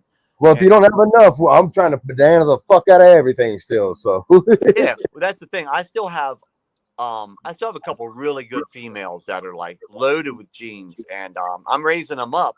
But I just realized I just sold a banana to a lady in Finland this week, which is the first. I haven't sold to a Finland customer yet, but it's cool. It's my last banana male in clown, and I'm like, I don't have any other clown banana males to breed. Oh wow! So if I need to make something quick, I'm kind of screwed. But I have 2 really cool females that have like spot nose and a bunch of other genes in them, Orange Dream and all that stuff. That'll they'll be ready next year. So if I want to do something with clown banana, I have those two, and I have all kinds of males I can throw. If you need a male banana, just let us know. Male banana, just let us know. In a pinch. We got your back. I need one. Yeah, we got some crazy stranger Wookiee stuff going this year. So yeah, that's something. I wish I would have got into stranger when it was like more like higher value back in the day. And at this point now, I like it, and I could add it into my black pastel yellow belly stuff. I think it would be an immediate impact. But I just haven't because I'm trying to work with what I have, and I'll introduce a new gene every couple of years, and that's about it. And it's got to be very fitting for what I have already. Like I hate to start new projects that don't already have a place with what I have on the racks. In the racks. Right. I look at Stranger and Blackhead very similarly. Like they were both like very high priced projects for a while there. They both came down, but they're both still stupid good ingredients. Yeah, they're immediate. They immediately make a difference. First generation, and they can really like just make it crazy looking, and that's what you want. You want crazy looking, but you don't want it to like ruin other genes. You want it to complement the other genes. So exactly, very, very good point there. Like complement, don't overpower, because once you overpower, like we were saying, you probably can't get that back. It probably only keeps going down a bad road when you add ingredients to it. You have to remove them. Like put bamboo in a project, and your project is going to look like bamboo. Like and bamboo's cool looking, but it is. I love it. You're just going to make a subtle bamboo stuff. Like I used to have an albino project back in the day, because it was a cool snake. It was yellow and white with red eyes. Yeah. Back in the early 2000s when it was a $2,500 male or female snake. So I got into the albino project, and then over the years, you just learn that there's only so much you can do with it, because it is always going to be a yellow and white snake with red eyes. And there's only so many pattern mutations you can make. And you can change the yellow to more of an orange scale or more of a pale yellow towards the snow side of things. And that's about it. Right. Now, lavender's cool because you have that extra color with the purple instead of the white, or that lavender color, but it's still kind of limiting. It goes down that path. And if I had a huge collection where I was trying to appeal to everybody, I'd probably still have some. But I got to the point where I'm like, I need stuff to be more like diverse in any project. I want it to go in all different directions, not just this path. And it's that's why, like you said, Stranger and Blackhead's both great, because they both have they both add and they don't subtract, and they're pretty wild. The first generation. Now Stranger, I don't work with it, but does it have a visual super? They just did. There was a super version of the boy we got that just came out, and it was real crazy. JP Reptiles out of Canada made it. Okay. Yeah. And like for a while there, they were saying that I think that Kabuka came out with one that was like really reduced pattern, and he thought it might have been. Yeah. But God damn it, what the Amos? Yes, Amos has a line of Stranger that's super reduced. Oh yeah, because Jason he's done a lot with Stranger. So now somebody else made something that was a possible Super Stranger combo, and it was super busy. So I personally am kind of thinking that the one that JP made was the Super Stranger. Hopefully, fingers crossed. Right. Yeah. Well, we gotta get to the second part of our show, but you're more than welcome to hang out, and we definitely got more questions. If you want, but I know you might have other stuff to go do. And I'll tell you what, I'll hang out till 6. Is that cool? Because I do have absolutely, please, to get into tonight, but I'll hang out for another few minutes, because I feel like this went by really fast. It did, man. We're gonna. Oh, go ahead. I was just gonna say we're gonna play a quick commercial break, and then we'll be right back. Sweet. Okay. The Cocoa Dude offers you 2 different types of substrate for your reptiles. You can go with the black label chipper blocks with thick chunks, or the ready-to-go Cocoa to go. To get this premium cocoa, just visit their website at cocodude.com. Proxima reptilis is where you should get your first and next reptile. They're a family-owned business dedicated to providing healthy and well-adjusted reptiles. They specialize in ball pythons, domo boas, and BCI, to name a few. Make sure to check them out on Instagram and Morph Market. ShedTesting.com is your premier destination for fast, affordable, and reliable shed genetic testing. In addition to genetic testing, they have some beautiful ball pythons on their website, ShedTesting.com. Make sure to use code WhiskeyBomb15 to save 15% off of 2 shed tests. Celtic Balls specializes in premium ball python morphs, including NR Mandarin, Tragic, and more. They also work heavily with blood pythons and boas and have some exciting retics coming soon. Proud distributors of Coco to Go and the Chipper, you can catch them at NARBC shows, All American Reptile and Plant Expos, and Show Me Reptile shows. Check them out on Instagram and Morph Market. Perfectly Engineered Reptiles is a proud military veteran with over 10 years of keeping experience. Located in Central Florida, PER specializes in multi-recessive ball pythons, working with BPI, Krypton, untapped genes such as Rainbow and Gorilla, as well as Samboas and local BCIs, to name a few. Perfectly Engineered Reptiles is also the Coco to Go supplier for Central Florida, and you can find them on Morph Market, YouTube, and Instagram.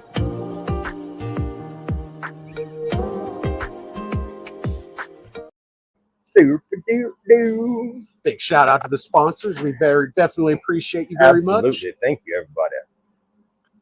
All right. So if you guys go ahead and keep talking. I'm going to just be working in the background, getting this race set up. Cool. Sounds good.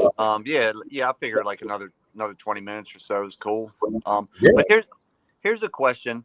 Do you guys like the high intensity Orange Dream stuff? Mm-hmm. We haven't, like, they've been trying to figure that out, genetically testing for it. Do you think, and I'm only asking this just because the history that I have with Oz and the fact that the Scrambler gene probably came in to one of our collections in the early 2000s.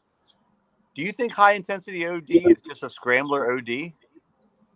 I actually told you that. I think that I thought Scrambler might be something to do with the high OD of Bidogo. That's funny because it's such a weird gene that nobody can figure it out, but it pops up at like a 50% regularity. Right. I'm just thinking out loud, and I've kind of talked to some people locally about this at some shows where it's a theory. I mean, until we get the Scrambler test done, I think it's something to think about, like, because it's the reason, the fact that it came from Oz, and he has Scrambler, according to Mark Mandick, got his from Oz years ago. It might be. It's something to think about. Definitely.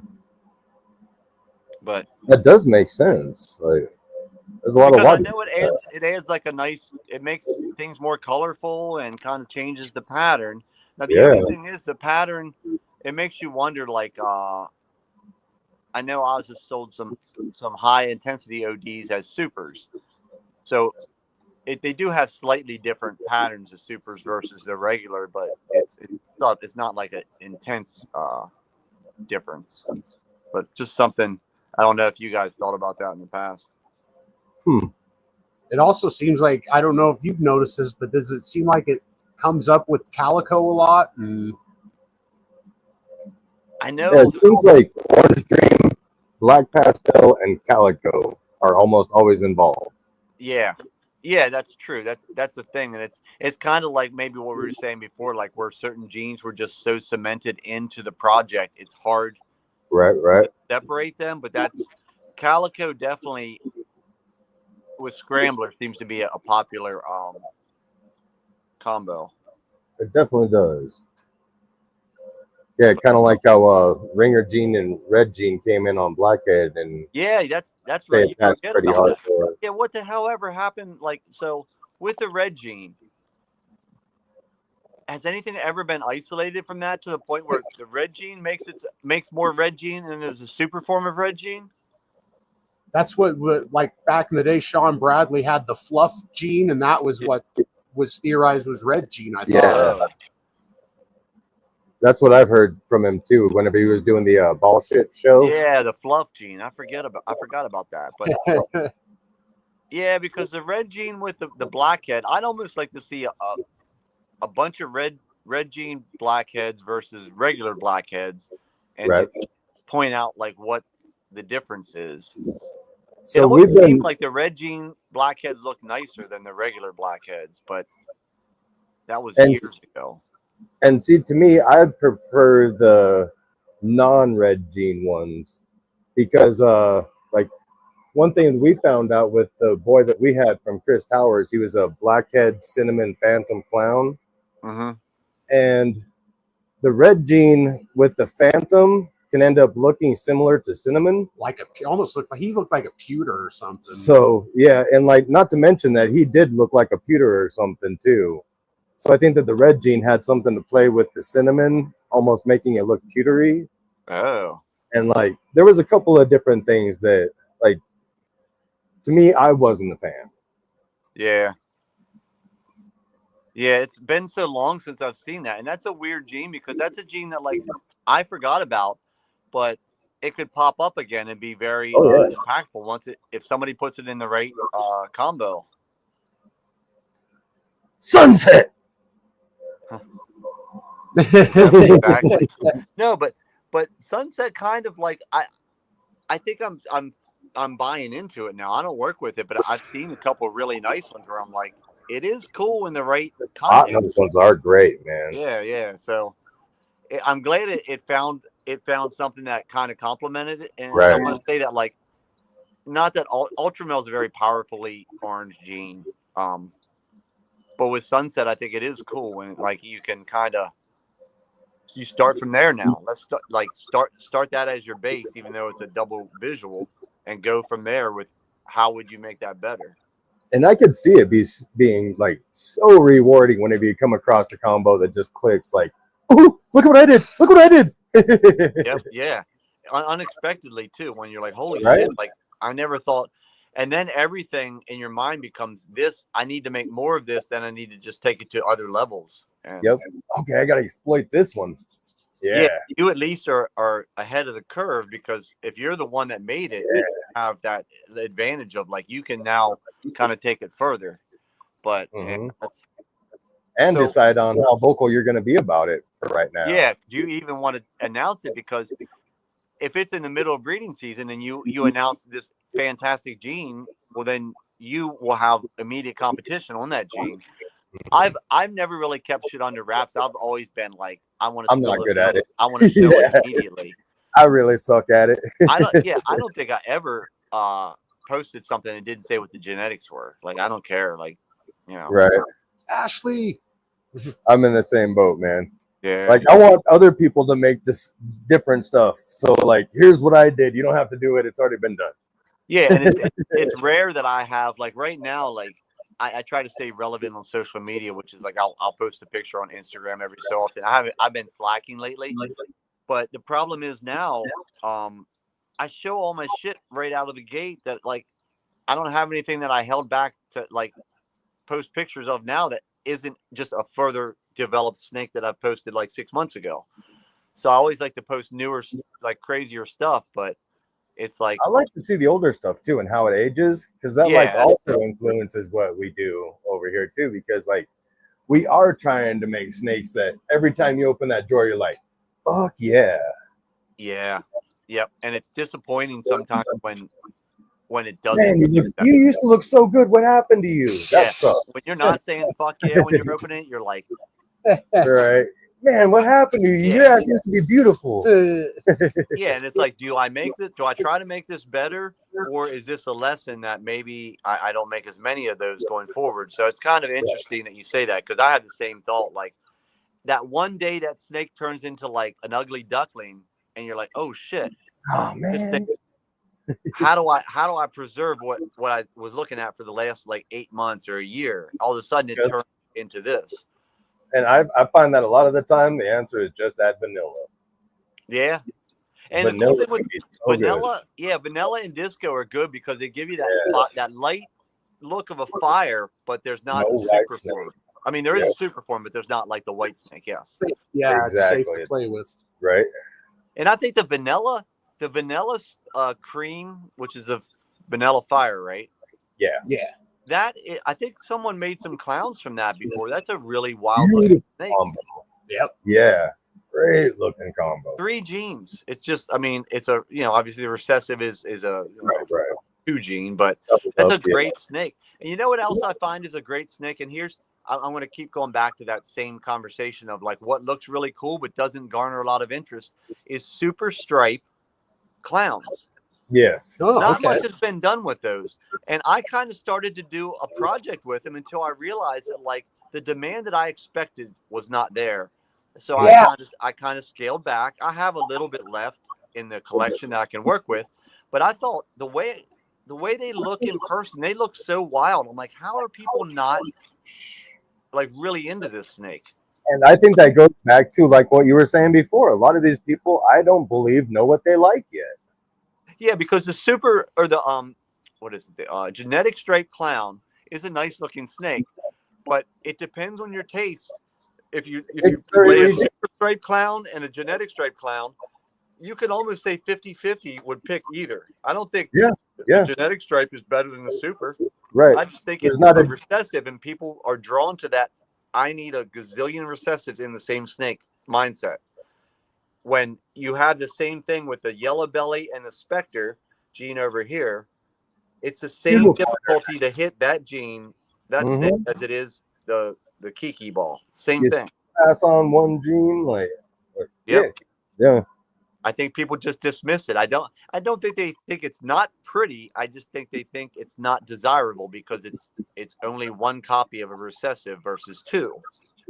And that's where the market has steered them so hard that I get it.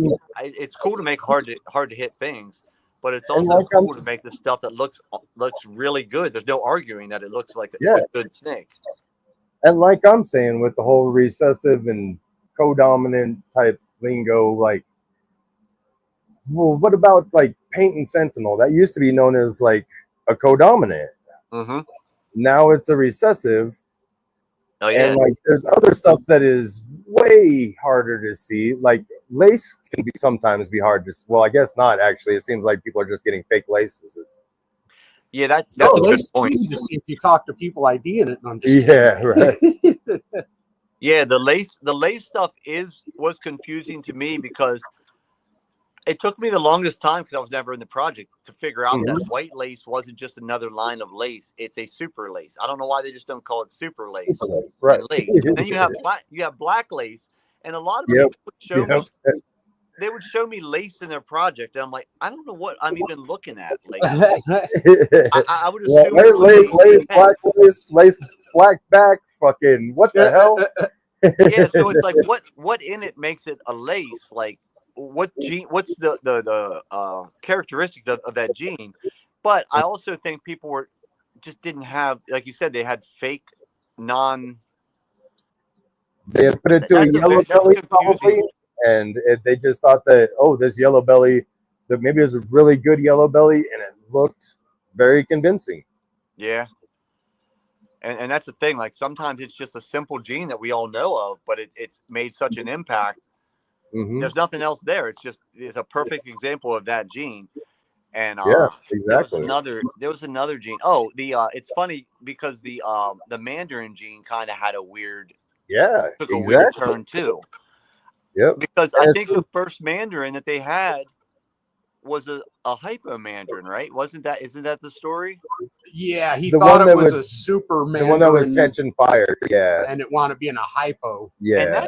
And that influence from that damn snake, that's a big mess. If you got into that project based on that snake, and in reality, maybe the majority of what you were seeing was a hypo rather than what you thought was the Mandarin influence. It was hypo, and it's really confusing because apparently there were a lot of fakes sold of that too. And I like it because it's subtle and it's an orange tone and it's kind of got a nice smooth look. But if you can fake it that well, I tend to stay away. Right. At least until it settles down a bit, like because that was a weird a weird thing because you're like, it looked cool, but you're like, it looks cool because there's hypo in it. Like, it makes you question the whole Mandarin gene itself. Yeah, I would say if it doesn't come from Piet's lineage, then it ain't the right stuff. And like, I believe that Tufati's comes from Piet's lineage. Yeah, that's the name that like that comes to mind when I think of like the snake looks different. Like when I see a Mandarin from him, you can tell it's a different looking snake. Yeah, it's got spit shine all over it. Yeah, yeah. So I'm not like crapping on the project. I'm just crapping on how like it was mistakenly kind of advertised. Yep. And I think it was an honest mistake. But absolutely, it was something like that like could really sway people getting into it, and they're like, oh shit. But at least you know you can throw hypo in it and you're gonna get a nice looking snake. Boom, right? Way to bring up touchy subjects, AJ, she was talking about earlier when you were talking about lace, I think.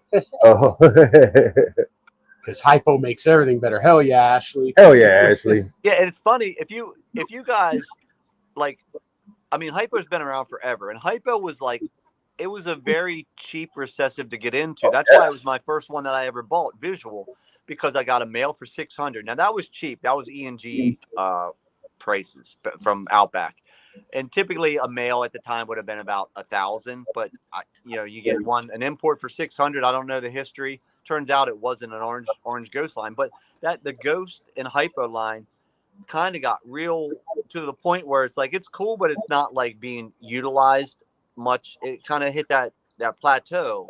Yeah, everybody was saying it just looks like it's in shed. Yeah, but that's kind of cool when you add certain colors to it, especially like oranges. Oh yeah, it really keeps those oranges into adulthood. It makes them and like True Ghost. That's something that I wish I would have like pursued back when I had hypo and axanthic in my collection. Because even now, if you get on at Morph Market now and look for True Ghost stuff, there's not much out there. Like, and that's hard to say with the amount of shit that people have been making over the years, that it's hard to find hypo axanthic combinations for sale. Like, which leads you to believe like that's another one where it's like if you're getting in today, work that, and then throw a bunch of like unique like Stranger and Black Pastel. So much work to be done in it. I mean, I always say Black Pastel, but Stranger. Oh yeah. and Super Blackhead, True Ghost. I mean, that would be a sick looking snake. Because you're kind of already getting with the Super Blackhead more of a less colorful, dark, cream colored and dark snake, and then you throw hypo on that, then you throw axanthic on it. I mean, that would be a great snake. And then you can tweak it here and there with yellow belly and fire and stuff like that. Yeah. So that's a good idea, man.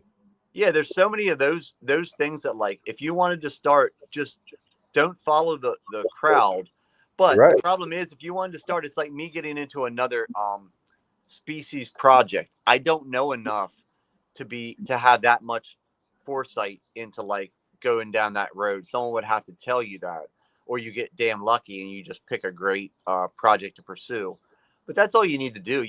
I always tell the new people that are like buying from me, I'm like, you got to make a name for yourself. You got to be known you got to get out there and noticed. And all you got to do is post pictures. Just keep posting pictures. People will eventually see your name enough. They're like, oh, and once you see someone enough, you kind of start to just trust them. Yeah. Like this guy's been around for years. He's posted cool. He makes cool stuff. I mean, just showing that you're not going anywhere. Yeah. It gives you a level of trustworthiness that all you're basing it off of is, he's got a history. I can go back 5 years and see where this guy came from.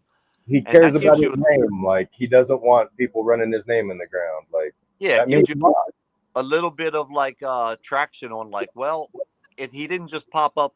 And I've seen this before. There was a breeder. I don't know who it was. It was when I was looking for Pompeii ingredients. I was looking for the perfect male, which was a spot nose red stripe clown. I think is what I needed because I had the Black Pastel yellow belly stuff everywhere. So I needed those ingredients. And I kept looking and looking. And there was a guy who had some really wild stuff. He didn't have anything cheap. He had all expensive stuff. Never heard of him. But I was hesitant because I didn't know anything about him. I'm like, I've never heard his name. I've never seen anything else. But he just came out of nowhere a month ago and he has all this stuff. and he could be as legitimate as they come, but it's hard when you're spending thousands of dollars to just trust a brand new name. Right. And what I've started doing with people like that is I'd find the snakes that I want, and then I'd see where they live, and I'm like, oh, I know, like down in Virginia, I know Chad Hawker and Dennis McNamara, so I'd contact them. Oh, like, yeah. you know this guy? You know He's in the Virginia right? Beach, Norfolk area. Like, yeah, like could you and they immediately, Dennis was like, yeah, he's a good guy. He vends all the shows. He's just been low key local, but he's got some really good stuff. And that's all it took, because Dennis is straight up, and I was like, okay, so I bought you buy steaks from him based off of that. But yeah, that's not the guy I was talking about. There was another guy there that I can't think of his name right now, but he had some really wild shit, and I'm like, I don't know who this is, but you almost want to just your filter kind of comes down, because you're like, it's not like he has one snake, he has like a page of crazy shit, but he's got okay reviews, but only a couple, and then that's when it starts to get a little bit dicey. But then you still want to reach out to people and kind of like vet them if they're like that unknown in the industry. But yeah. And sometimes a good line is worth a gamble, man. Yeah, if it's unique, if he's the only game in town that's selling that. And that's what you want to position yourself as. Anyone new in this, like, you want to be the only MFer producing this stuff. Like, if you can get to that level quickly, then you'll sell stuff just out of sheer supply and demand. Yeah. Where else are they going to get it? It's a competitive advantage. It's just a business practice. Like, I'm the only one that makes this unique product, and if you want it, and sometimes you get lucky, and Justin will put out a video of the snake that has exactly what you make, and then all of a sudden your stock goes way up. And he did it to me, or I mean, he didn't do it to me. It worked in my favor when he made the Pompeii, because all of a sudden he released the ingredients on that, and black pastel yellow belly, red striped spot nose, black pastel was the missing ingredient that people couldn't figure out, and my shit sold. I was pre-selling stuff before the eggs were even hatching, and obviously. Down payment if you get it, and I'd refund people if I didn't get it. But I was selling so much stuff those next couple of years after he revealed the ingredients to that. I was like, holy shit, like, crazy.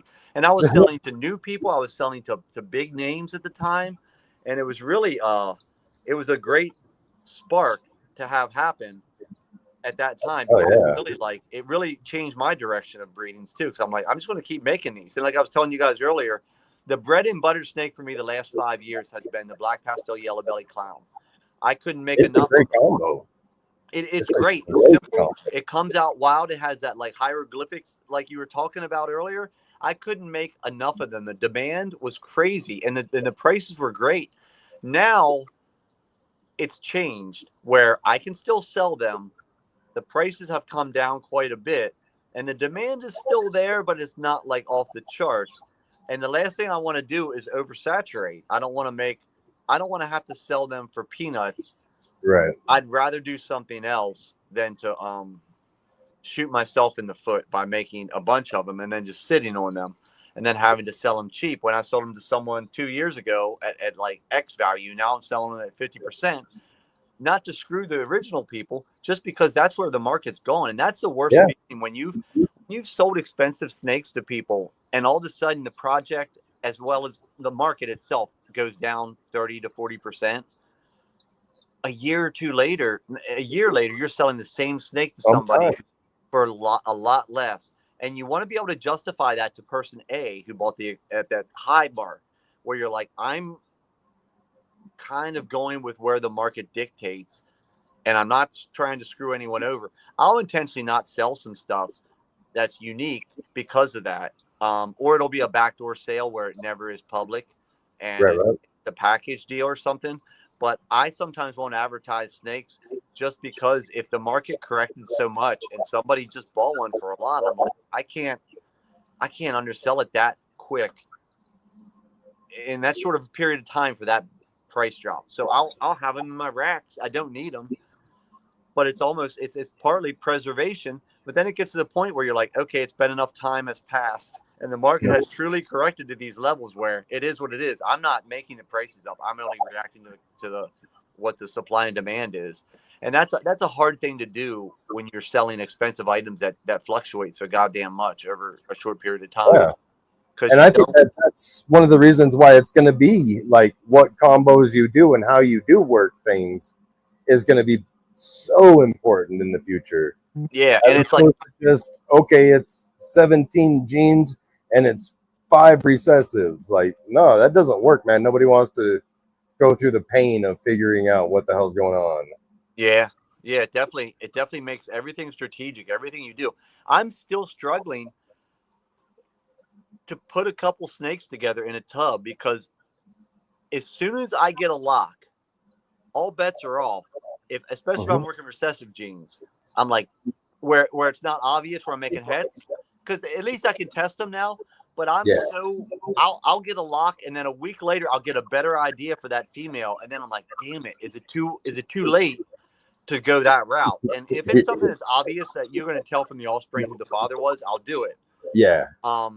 Otherwise, it's fuck. I guess next year. Yeah, and the year seems like so long to wait, but in reality, as you and I, we're probably similar age. It goes by too quick as you've gotten older. By now, man. Yeah, they just by now.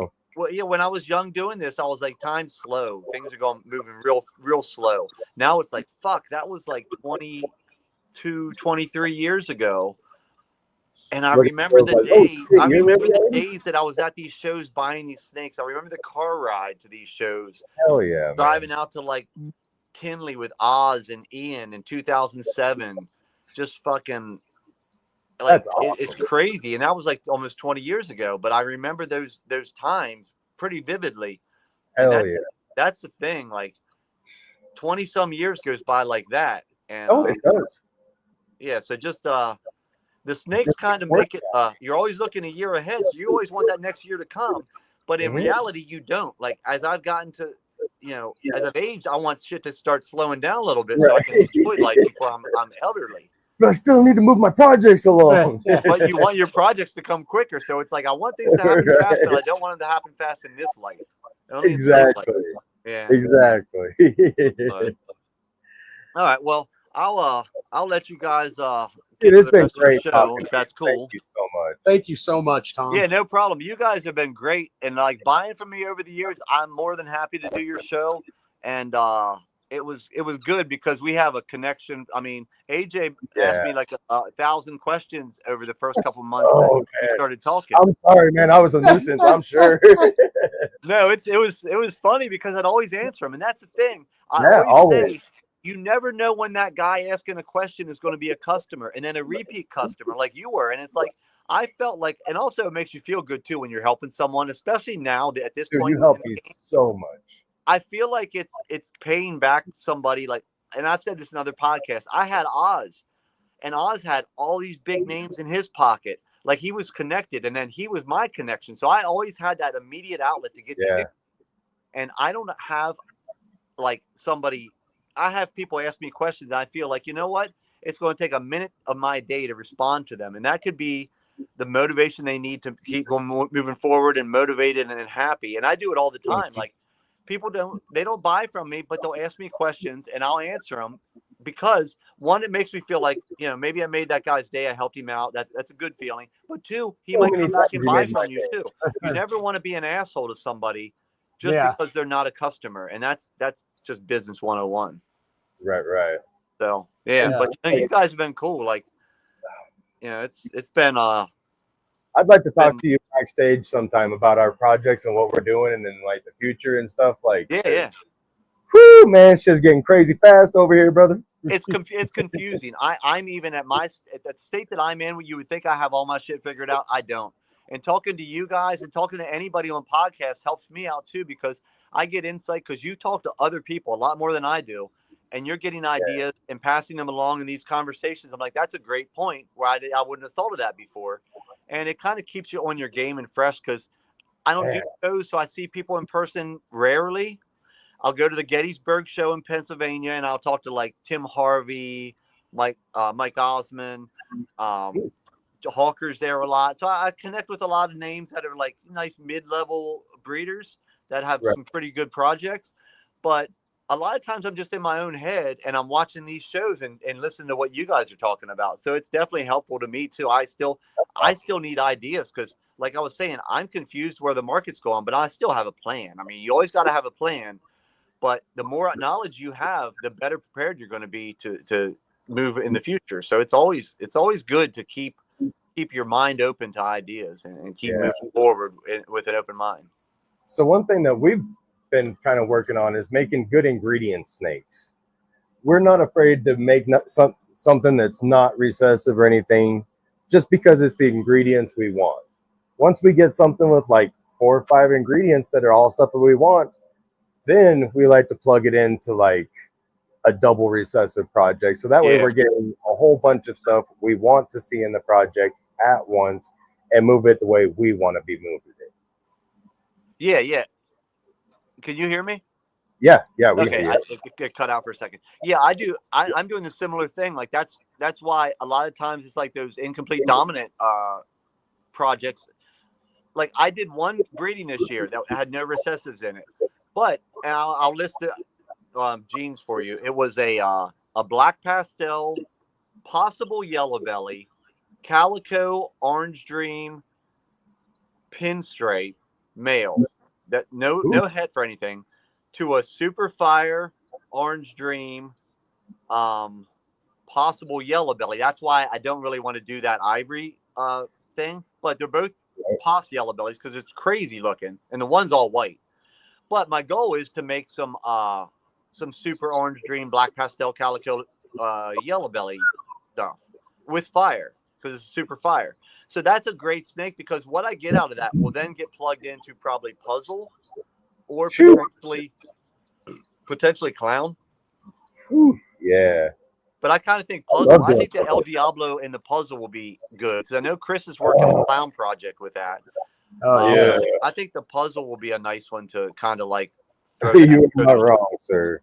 Yeah, it's a good direction. I think that's going to be a great direction. I didn't even think about that, but yes. Yeah, because it and then with hypo too. Hypo's in all my puzzle stuff because that was the mail I got was head hypo, and it kind of such a good line, and thank you for that. yeah. So, but yeah, that's there's just so much stuff. Like I said, I can just sit here and just write on a whiteboard all night, like projects. Oh yeah, same, bro. But yeah, so all right. Well, like I said, I appreciate you guys having me on. Dude, we appreciate you being on here. Thank you so much, man. It's been a pleasure. All right, sounds good. Have a great rest of the show, and just hit me up like you said, AJ. Whenever absolutely. you have any ideas, I'm always by a phone. So hell yeah, we'll definitely spark this conversations back up, man. All right, sounds good. Hell yeah, brother. You have a great night. Right on. All right, have a good too. one. You too. Take it easy, Fred.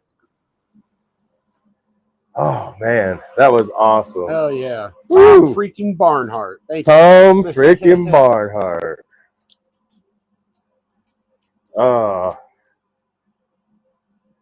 If it wasn't for that guy, I'd still be making bells, probably. Or still trying to. Right. So I know I've been kind of quiet on the races. I wanted these guys to have their conversation because it was awesome. Oh. But we have Creative and Jamie Lasau tied for the lead with 8 points. And then we got JNS right behind with 7. And then we got, it looks like a 4-way tie with 5 points. Eric B having a ball, Irresistible, and Big Sam. Ooh, hell yeah. Nice tight race. Let's get it. Man, I gotta start talking to Tom again all the time. Oh yeah.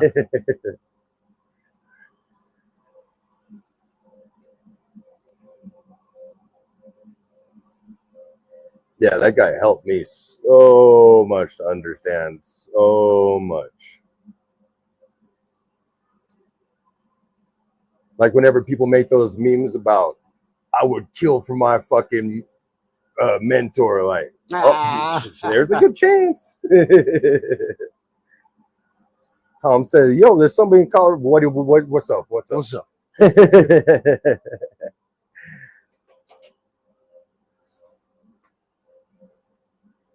Man, he definitely put me on game.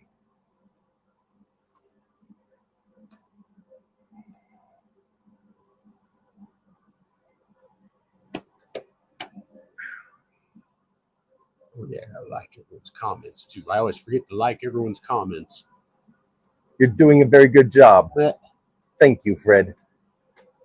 Everybody's scanning the chats. Thanks, Fred. You're welcome. I'm serious. This ain't no joke. Better do it. Oh, man. That was a great talk. I'm fucking jazzed now. See if we got eggs. All right. All right. He's all. That girl was upset. I don't know. Right.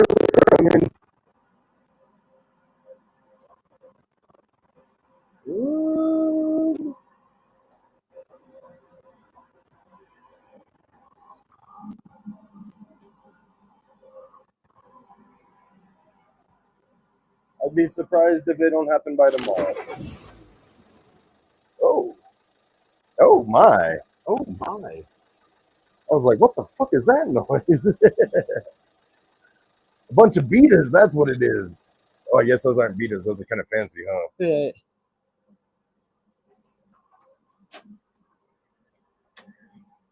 Those aren't fucking kind of fancy. They're fucking exquisite.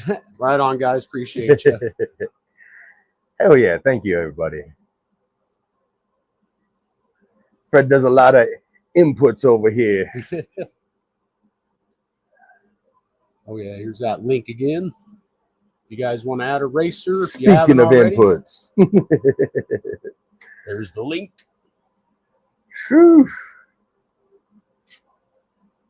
Yeah, I was really hoping he was going to say yes when I asked him about if he had a black pastel visual pied or clown yet. Yeah. That just means more stuff we get to work on him with. Right. Or work with him on. I want to see his black pastel with the stranger stuff we're doing. Ooh, that's going to be stupid.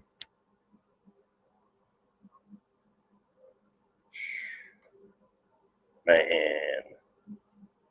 Yeah, I wanted to show him our stranger boy, but I forgot he was working. So right. work. Who's he working to right now? The Mandarin? Mandarin Lesser Clown Girl. Yeah. Mandarin Lesser Clown to the Coral Glow Leopard Stranger Clown.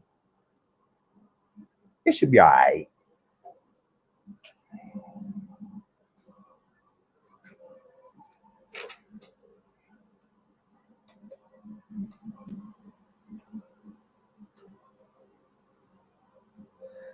Oh, man. I'm jazzed.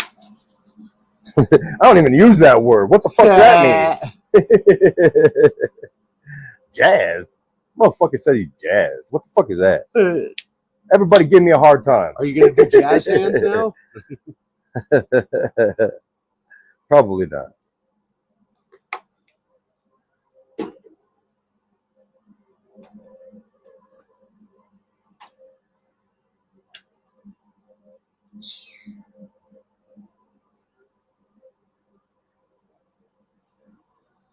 Yeah, I used to bother that poor man way too much. You think he ever cussed you out after getting done talking to you? Or I hope not. So. I think Tom's a pretty nice dude. I don't think he would. Right? I'm sure there's a couple people in chat going, "Oh, I'm sure he did." I say you'd have to be pretty annoying, I bet, to piss Tom off. Yeah. And yeah, actually, so it was in that collection we got, and it was listed. It was labeled as a Mandarin Lesser. We're not sure if it's NR Mandarin or if she does look pretty orange. It doesn't look like just Lesser Clown. It looks like a Lesser Clown, except the alien heads are stupid bright orange. Yeah, it almost looks like a black pastel Lesser Clown, but even more orange than what a black pastel Lesser Clown would be. So it's one of those baffos. Ray didn't find out, but it isn't like Jamie's giving us anything that it wasn't. So I would be surprised if it isn't, and it isn't good. A lot of the stuff Jamie got was because he fucking wanted that one.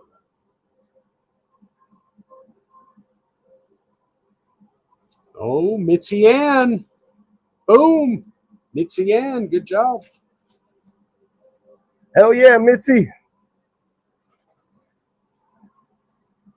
Anybody got a problem with Mitzi, you let me know.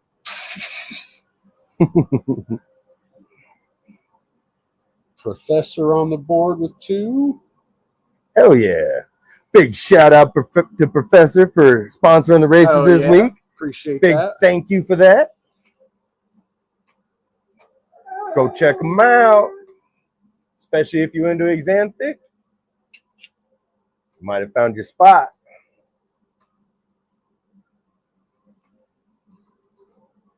But that's it's TSK Xanthic, right? Yeah, I believe so. The good one, right? That's what everybody says about their line. The one with the most ingredients.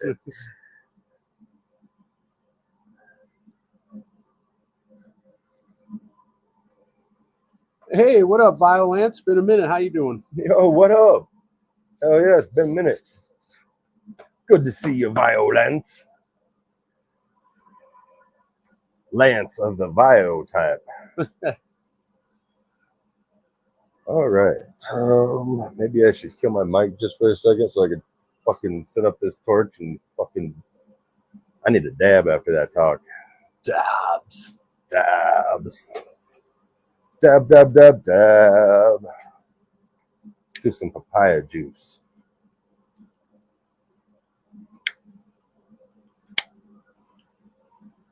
Damn, we got a Jamie in first now with 11.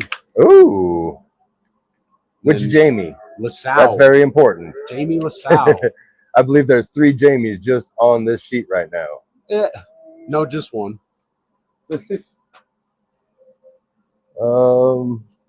No, Professor is a Jamie, right? Oh, right. I have her written down as Professor, though. And I only have one Jamie written down. Gotcha. Right. And I don't see him on the list, but Mando is a Jamie also. Creative wound up getting second and third. So Creative Elias, you got 5 on now, and you're actually in first now. Ooh, nice. Elias in first with 13, JNS second with 12, Jamie LaSalle third with 11. We got a close race going. It's open. Go inside. I'm going to copy these names. We're going to go do a food race now. A food race.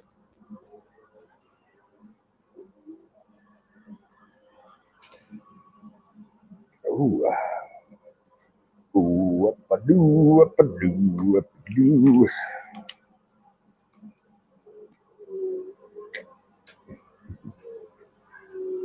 That dog's flipping out. Right.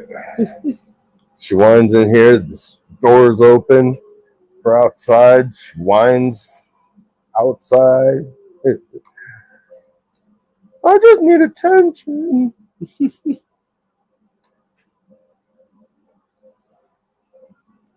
Don't let her fool you, y'all. She gets a lot of attention. And a lot of TREATS. Can't even say the word. She'll hear you. Right? You think she's whining now.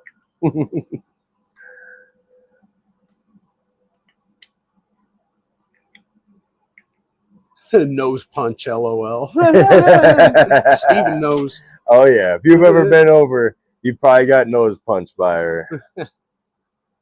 She means well, though. Let me know if this torch is too loud. I'll kill my mic. Elias says we can end the show now. No, Elias. Oh, wow. The show ended early this time. Thanks, Steven. Appreciate that. What? No, I said the show ended early this time, motherfucker.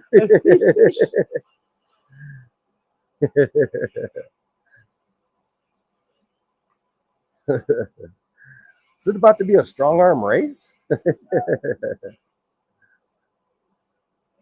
Oh shit, it's 4:20 right now. Ooh.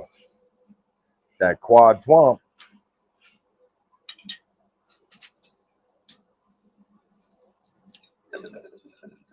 I'll do it. Hit this before I hit that. All right. Before I roll that. Big sale.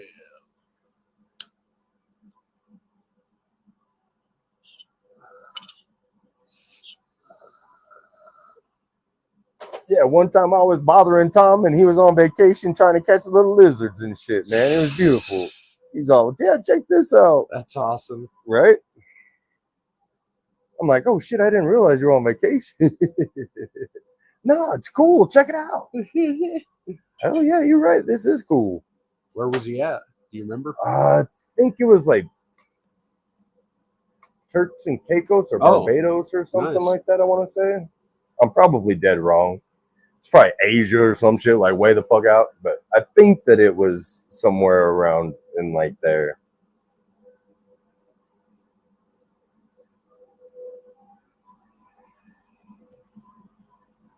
It's probably Mexico now. Watch. Tom's gonna pop up. It was Mexico, you idiot. Shit, you right. All right, new link is up there. If you want to add a racer, follow that link in the chat. Leave a comment on the video the link takes you to, and I'll add a racer for you. Get your new eraser.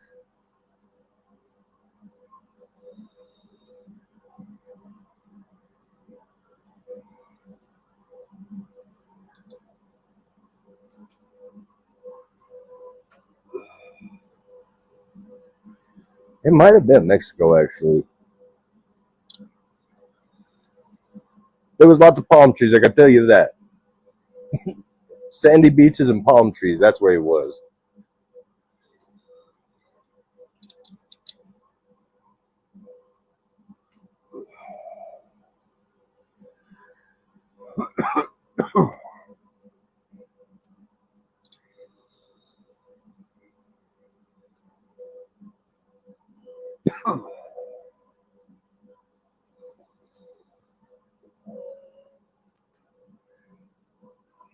And it was like 2020, so it was a while ago for this old stoner mind.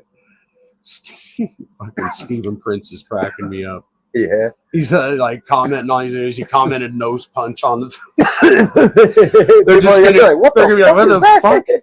Fuck yeah, that's a correct answer. That's what that is. Nose punch.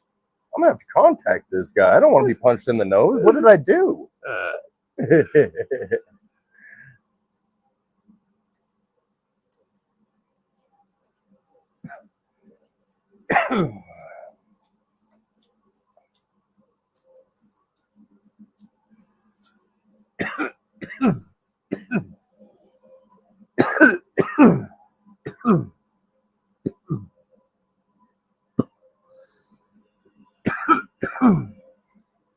Oh man.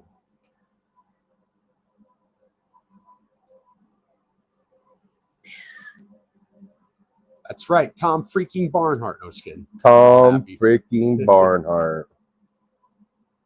Yeah, and it was literally like 20 conversations in before I realized I was dealing with Tom freaking Barnhart.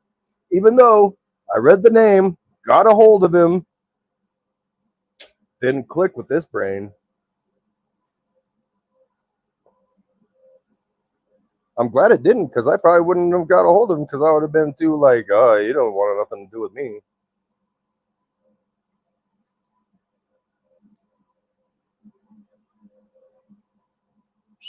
Great fucking people, man. Yeah, it's always nice when there's someone that, you know, a lot of people might be intimidated to reach out to like some of the old schoolers with big names and, you know, stuff like that. But like a lot of times they're a lot more willing to, you know, embrace a conversation with you, or, you know, they go out of their way a lot more than you would think. Like we went if you're showing them the respect they deserve. If you come on and you're being disrespectful, or hey, what, you know, and you're not, you know, you're acting like they're there to serve you or something. Yeah, you don't do that. Don't expect. Yeah. But like whenever we went to Tinley, we talked to Vin Russo for a long time. Vin was and cool. Like so much knowledge. Like that was awesome as hell too. I wish I would have had a camera rolling. Right? I wish same. We're gonna have to try to get a hold of him. Be like, yo, man, you got so much good stuff to tell. Like, I wonder if he's still. And he doesn't have a big head. He didn't name it after himself. Nope, people called him that. Yep. So it's not like Russo is like, oh, I gotta name this after my. No, that's what people called it. Proxima JG, you're on the board. Big Sam, you're up to 10.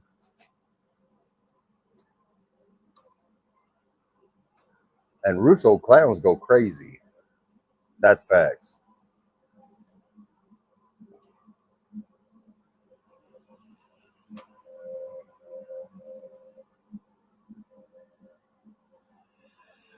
Yeah, dang chicken.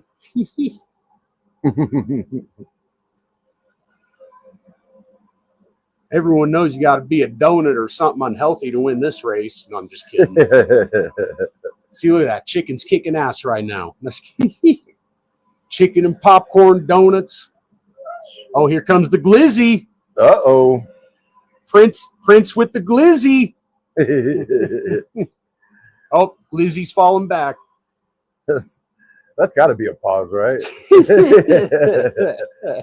Glizzy's falling back. Glizzy's falling back. Glizzy down. Glizzy down.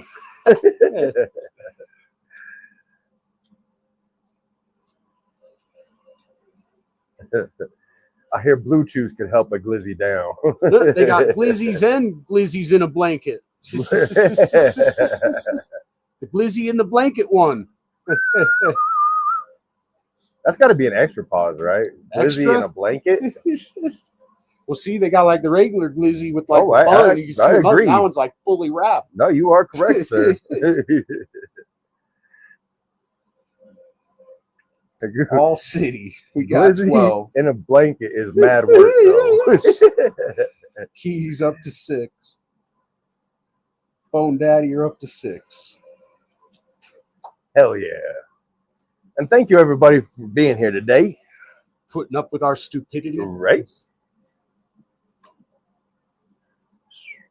Hopefully you all thought it was a fairly decent conversation today. Yeah, and if you didn't catch it all, make sure you go back and catch the replay. Yeah. What up, Sal? I'll get you in there.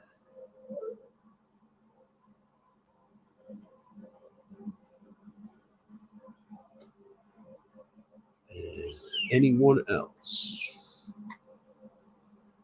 Do a couple more food races. Or no, I guess we'll do one more food race. Yeah, we one more. did 2. All right.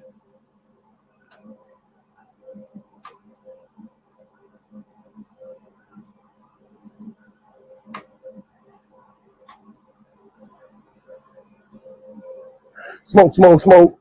Smoke, smoke, smoke. Smoke that weed bowl. Use your long hole. Time for more. Time for a refill. Oh, shit.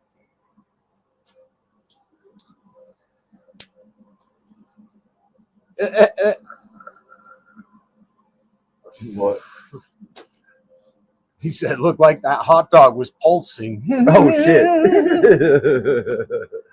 Maybe that hot dog didn't need Bluetooth.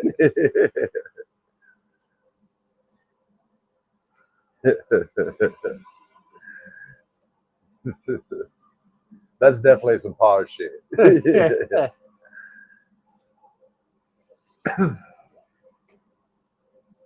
All right, let's see. All City. Looks like they're going to hang on. Damn, I think that put them into first. Yep, they're up to 17 now.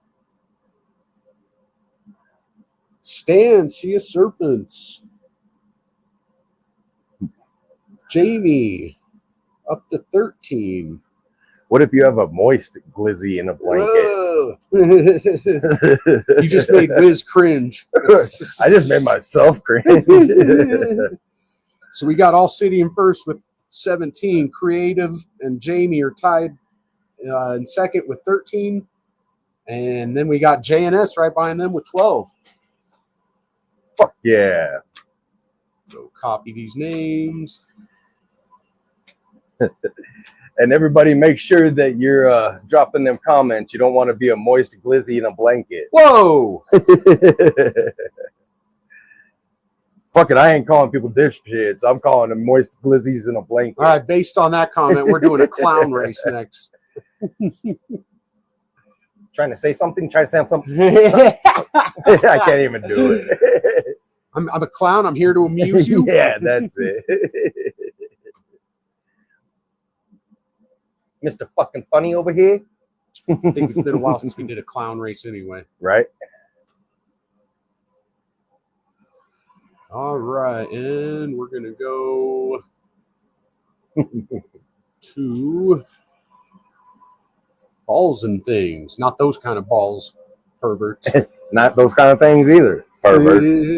That was a good episode, Brass Man. Hell yeah. Jeremy's awesome.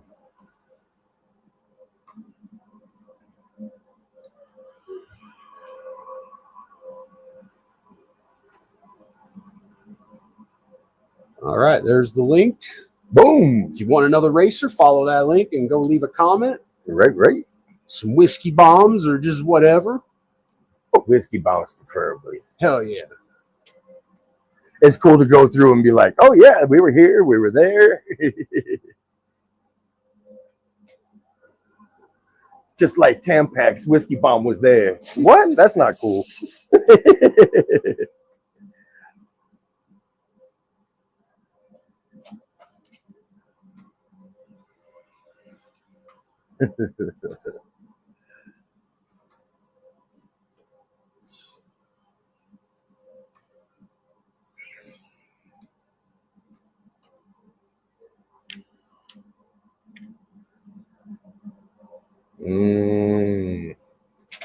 Gonna have to do some Pez. You're smoking candy? Hell yeah, basically.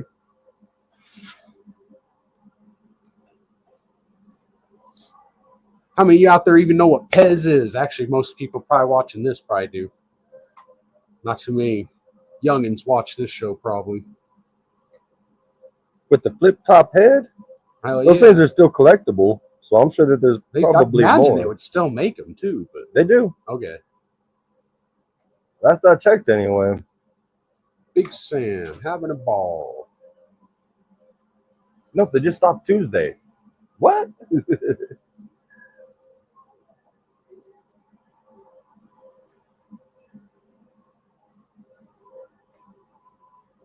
Robinson, Mitzi, Jamie.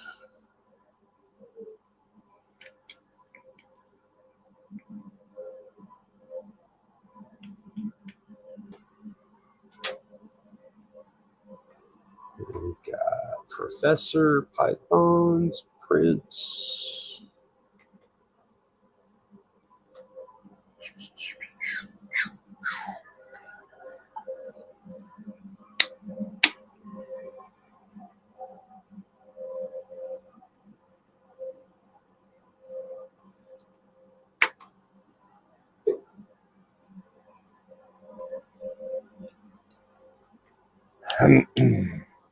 Then, of course, be sure to stay tuned for balls and things right after this. Oh, yeah. Oh, there's a bunch more names. J&S, Proxima, Stephen Prince. No, it's Breeding for the Future, right?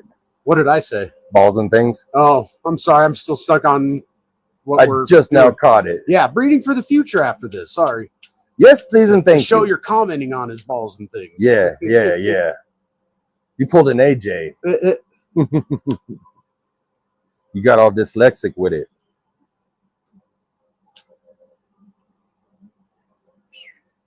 Give me two choices. I'm always going to tell you the wrong one and be like, no, fuck, goddamn. The one that does, and I'll explain what the fuck it does so you know that, okay, yeah, that is the one he means this time.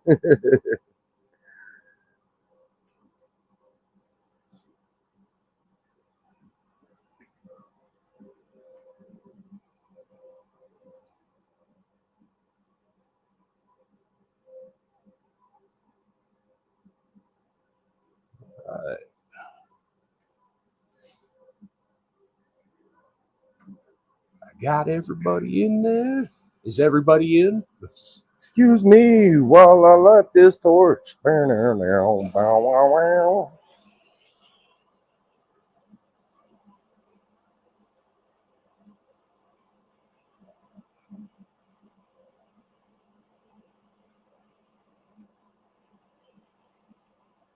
All right. Clown race. Number 1.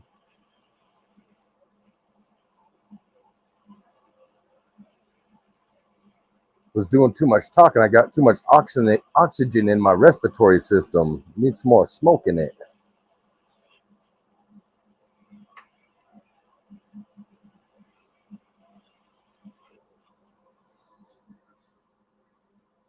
See how many different clowns we got in here. Yeah, where's the dinker clowns? Oh, that green one's definitely a dinker clown.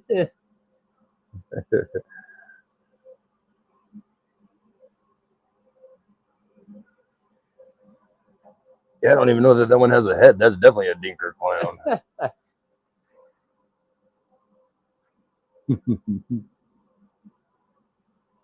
Blue nose, that's got to be a dinker clown.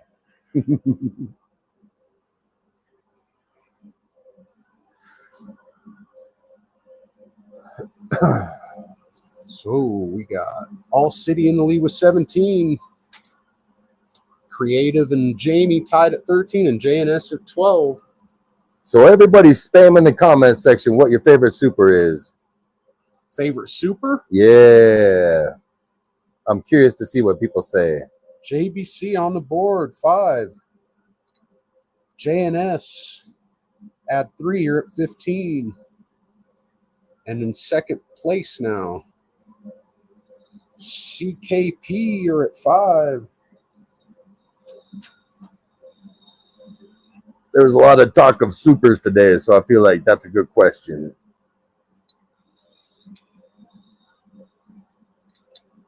And why does everybody think that there isn't as much respect put on them as there used to be and stuff? Because like I say, we work supers. You're going to have to convince me. Hell yeah, Jay Slithers. Get you in there.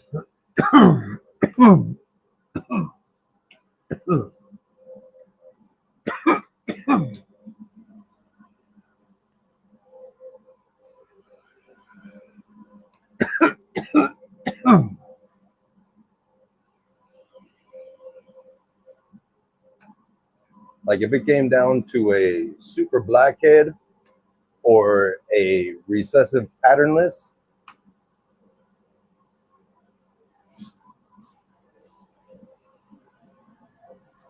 you know, right? Or even a recessive orange crush versus a super blackhead.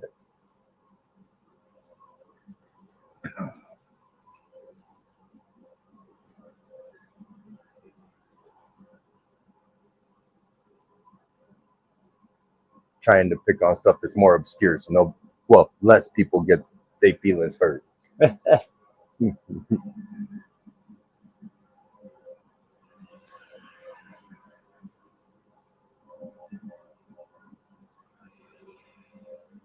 I do think that things like that orange crush are going to be good when we're talking about quint recessives.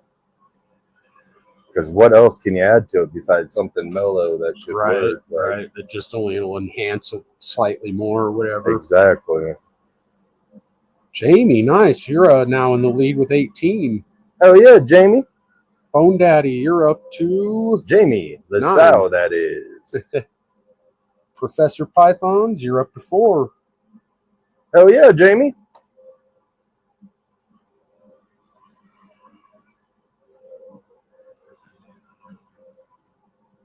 This will be the last clown race.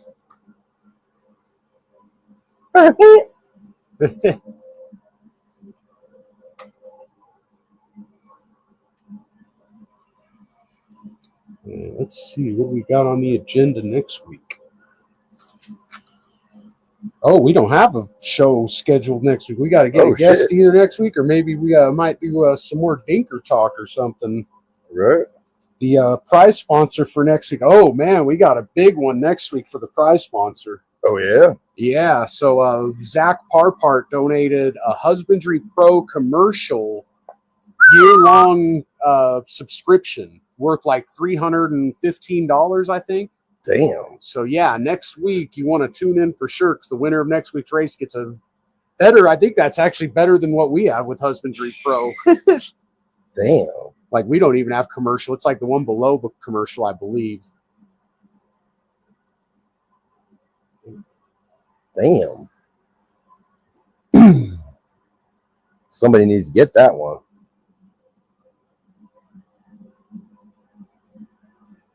Oh, man.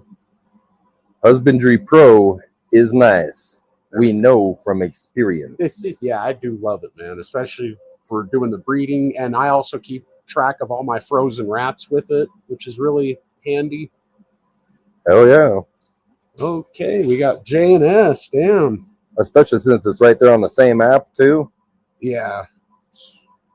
J&S is in the lead now at 20. No, okay, I have to close this up. So I go to the rat app. To Prince Reptiles, you're up to 6. And Brittany Burnell on the board with 2. Nice.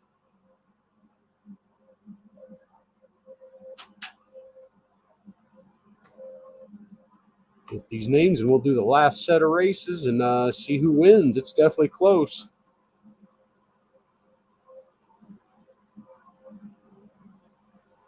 Oh, man, that was such a refreshing talk with Tom. Hell yeah, he is. He's just a good soul, man. Hell yeah.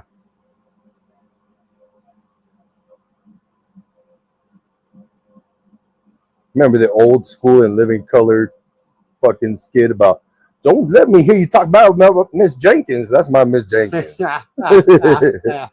Don't let me hear you talk bad about Tom Barnhart.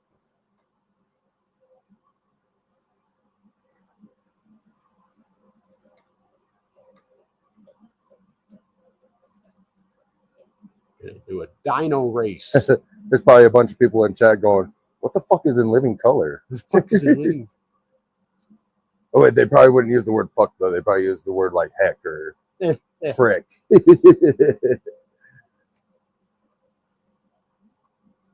Kids don't fucking cuss enough. There's a whole bunch of people covering their kids' ears right now.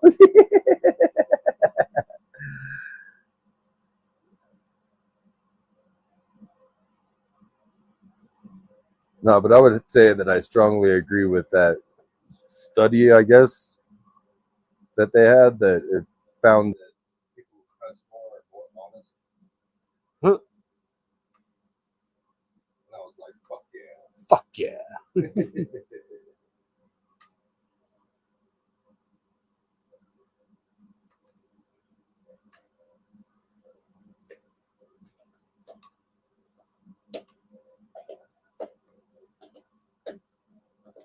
All right, go see who we got. Oh shit, I gotta drop the link. Sorry, hold on just a sec, people. I'm getting the link right now. I'm sending the link. Send the link. Who's getting the link? Oh, I'm just saying I'm sending the link for him to go leave the comment.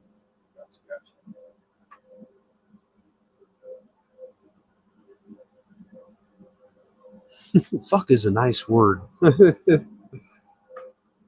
have all the in living color DVDs every season. Hell yeah, we need to borrow those, man. Right. Bring over the first season. We'll return it and get the second season from you next time you come over. This is right. I've watched Chappelle's show too many damn times. I need something else to watch over and over. Meanwhile, I use the facility. Then he pulls out that fucking piss jar.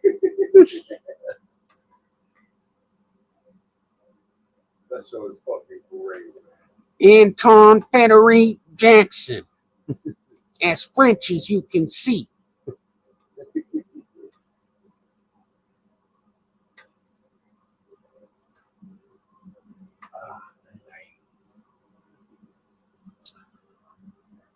All right, we got Robinson, Big Sam having a ball.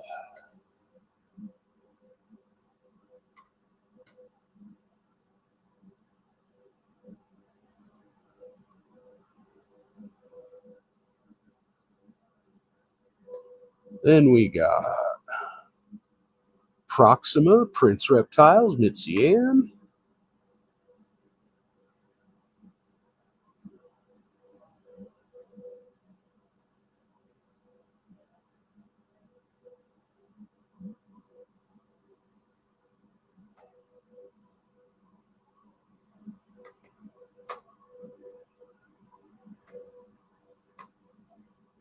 Then we got Stephen Prince 5580 and All City Serpents. Hell yeah. Thank you, everybody, for playing along with our little games here. First thing Pepper says, there's some shits in here.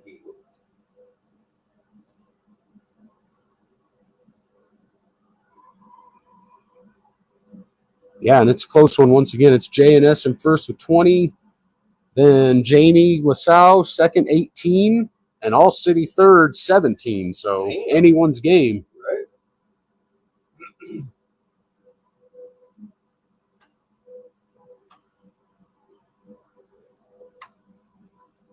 It does look like it drops off pretty steep after that, though.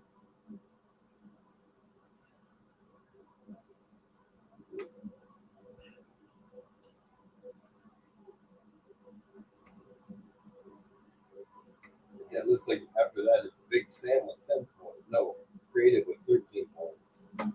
Big Sam. I would say Creative was winning earlier. Right.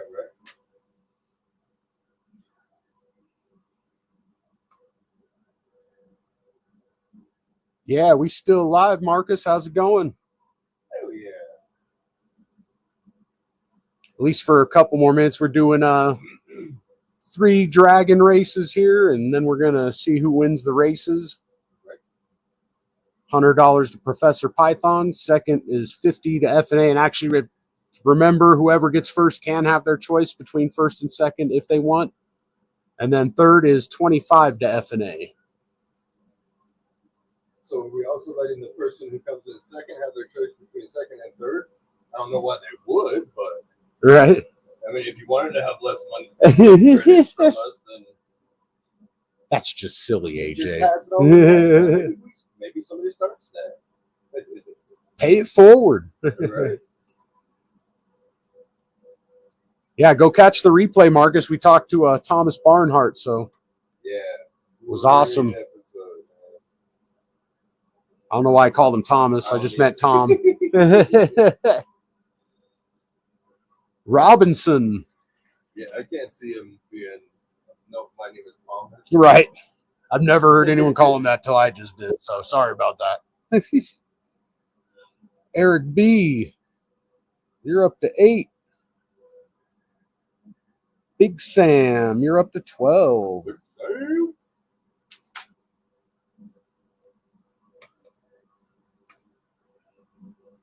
Any more comments? Oh, I gotta go like all these too.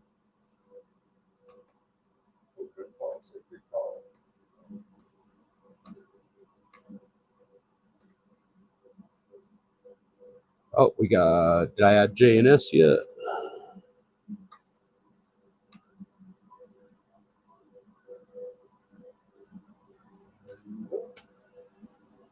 Good catch. You gotta like the comment too. Right. Hell yeah. On it. He's on it. Hey, we're at 100 racers now. Oh.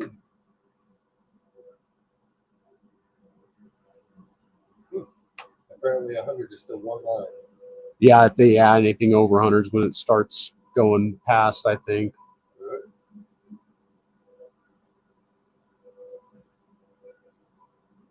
Wise money is on the half that fell back first.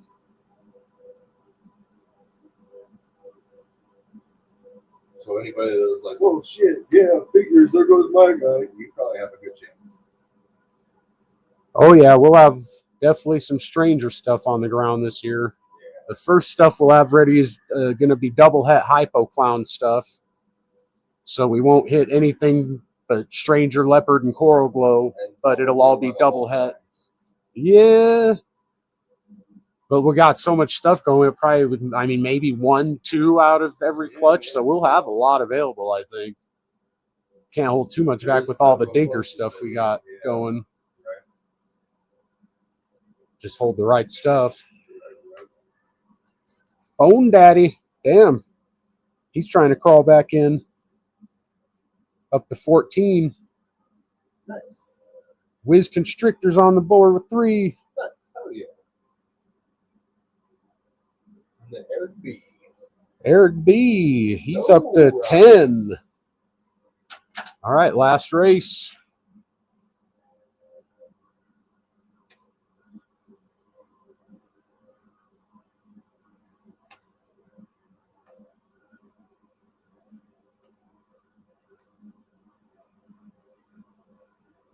Oops.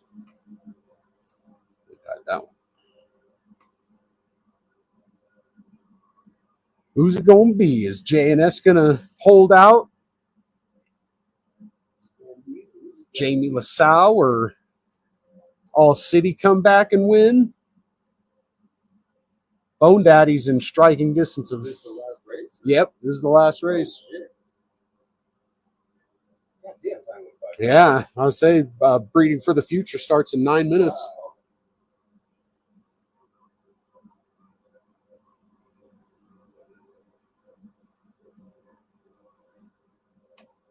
Who we got? Who we got? Irresistible. Nope. We got, oh, man, that's a close one. Oh, damn. Having a ball. Oh, shit. Out of nowhere. Having a ball. Darn, he only had 5, though, so that only gave him 10. Followed up by Dumbala. Oh, that was their first. And then Prince. Prince Reptiles. You wound up with 8. So we got, wound up being JNS. Nice. JNS is the winner. So JNS won first place, second place. And then we got Jamie in second, First place. 18 points, and All City in third with 17. Send a link, please.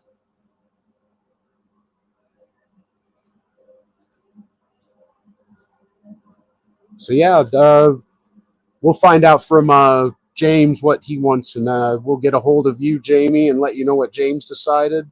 And it looks like All City will get the $25 FnA credit. So yeah, we will talk to you all next week.